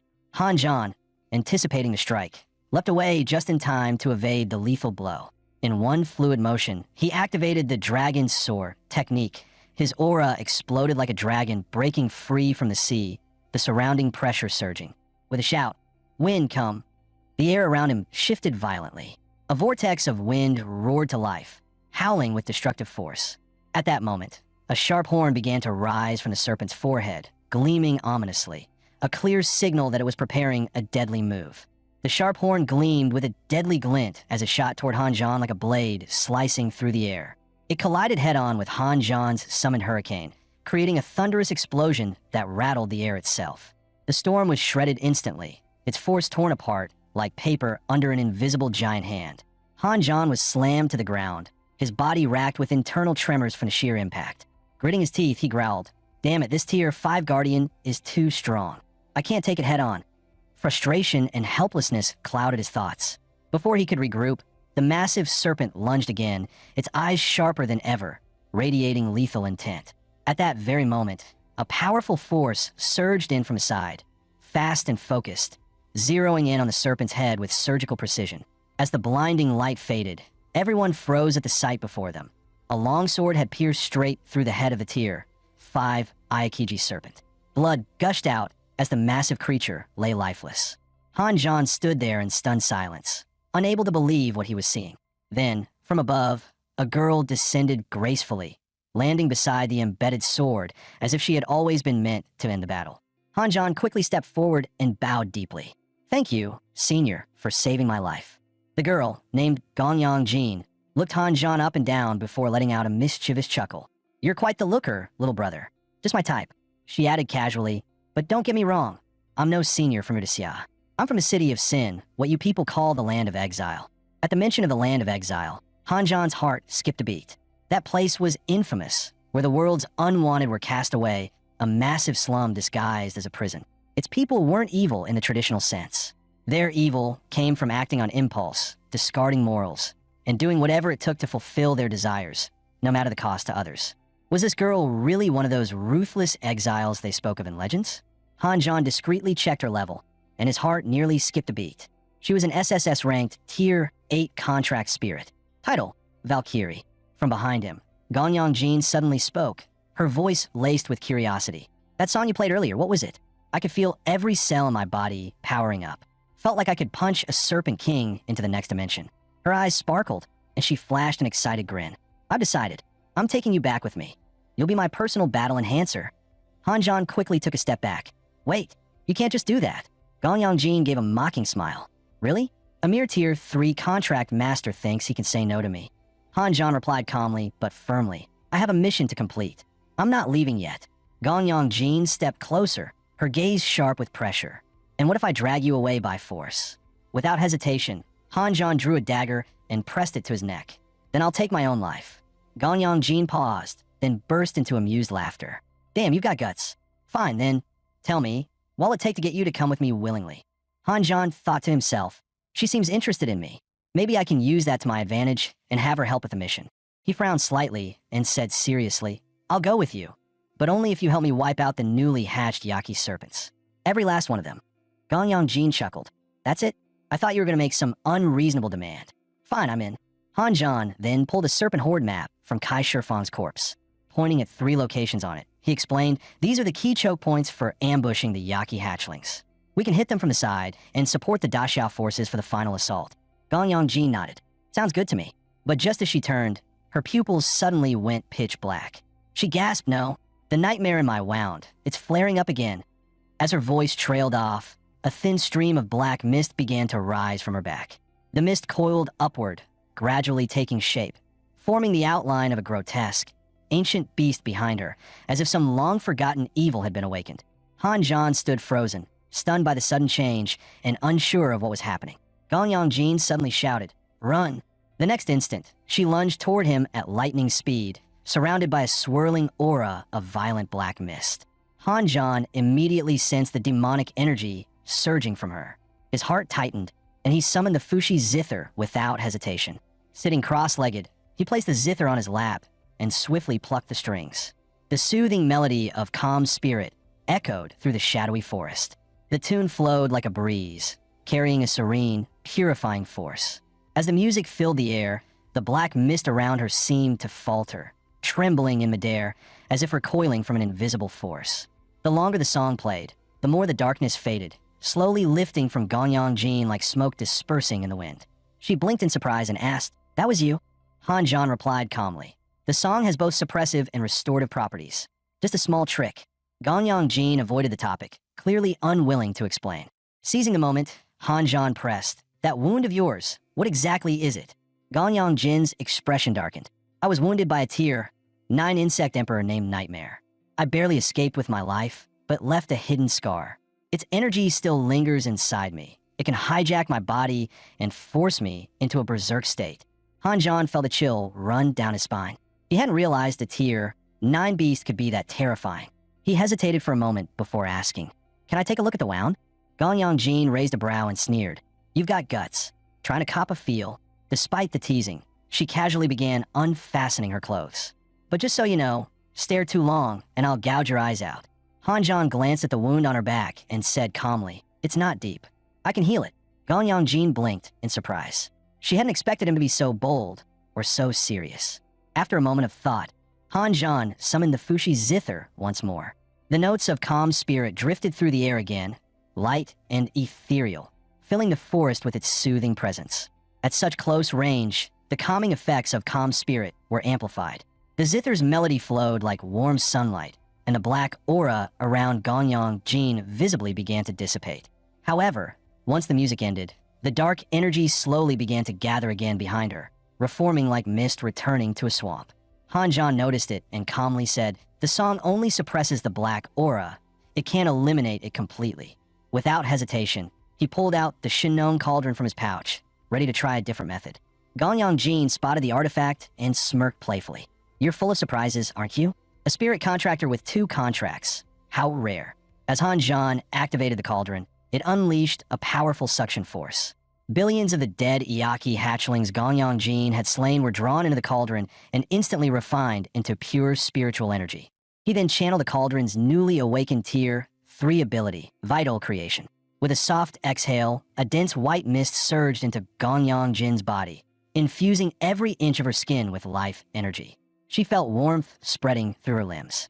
The spiritual energy rushed through her veins, comforting every nerve and filling her with a renewed sense of strength. Moments later, Han Zhan withdrew his hand and said flatly, it worked. Your wound's about halfway healed. Gong Jin grinned with delight. Can we do that again?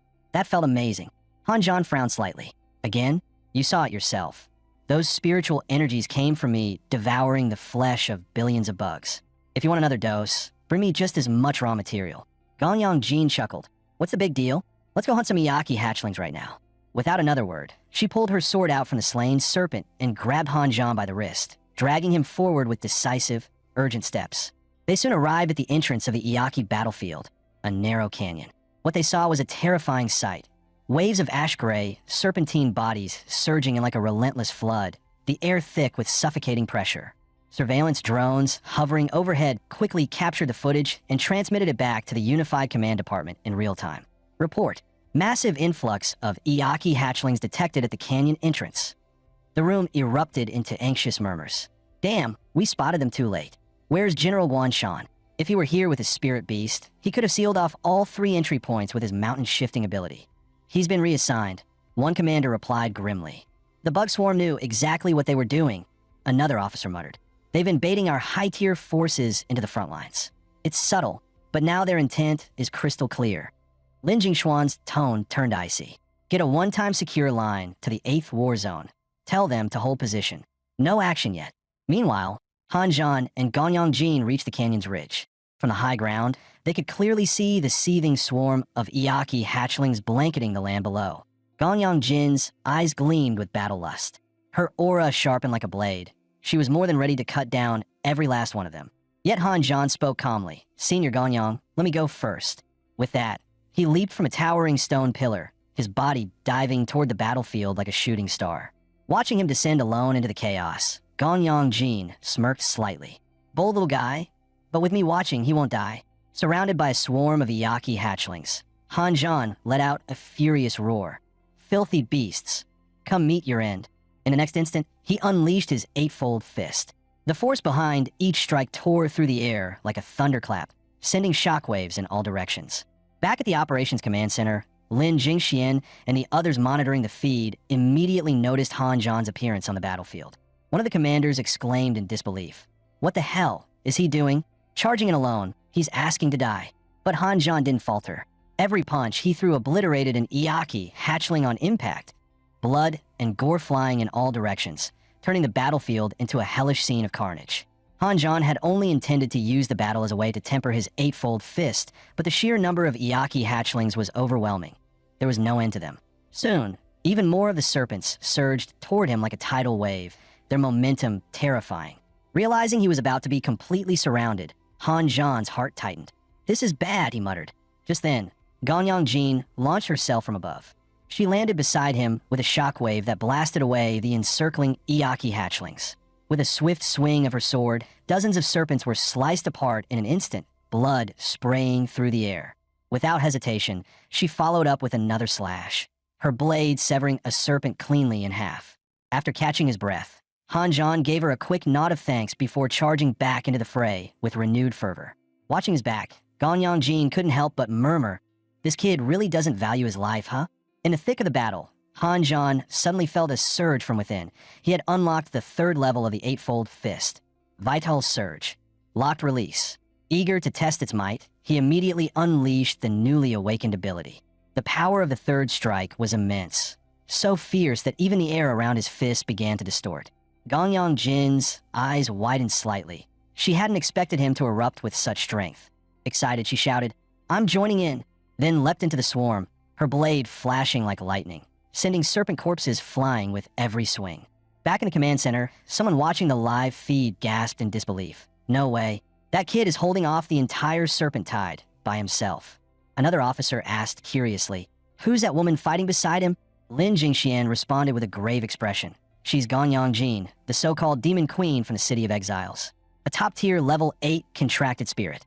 About a month ago, she fought against Wei Qing and was defeated by him and his wife working together. We thought she had left the Iyaki battlefield, but turns out, she stuck around and even teamed up with my junior disciple. At this point, the area surrounding Han-Jan and Gonyang Jin was littered with serpent corpses, stacked like mounds, the scent of blood heavy in the air. Without pause, Han-Jan summoned the Divine Cauldron once again and began absorbing the remains around him, activating his vital Genesis ability. Countless serpent bodies were drawn into the cauldron, and the spiritual energy inside surged violently, thick enough to distort the space around it. Turning to Gonyang Jin, Han-Jan calmly said, Get ready. I can begin your treatment again." Without hesitation, Gonyang Jin turned around and revealed her back. The wound from earlier was still exuding black mist, a sign it hadn't fully healed. Focused and unwavering, Han Zhan activated the divine cauldron again, channeling pure spiritual energy into her body for the second round of healing. As the spiritual energy flowed into her body, Gonyang Jin once again felt that warm, soothing sensation. The heavy pressure within her began to lift. At that moment, Han Zhan asked in a low voice, "There's a black thorn embedded in the wound. Should I remove it?" Gonyang Jin answered without hesitation, "Do it." Her tone was firm, clearly prepared for whatever came next. As the thorn was pulled out, a surge of thick black mist erupted like a tide, releasing a chilling aura that filled the air. But Gonyang Jin's face relaxed even more than before, a hint of relief spreading across her features, as if that foul energy had taken all her pain and burden with it when it left her body.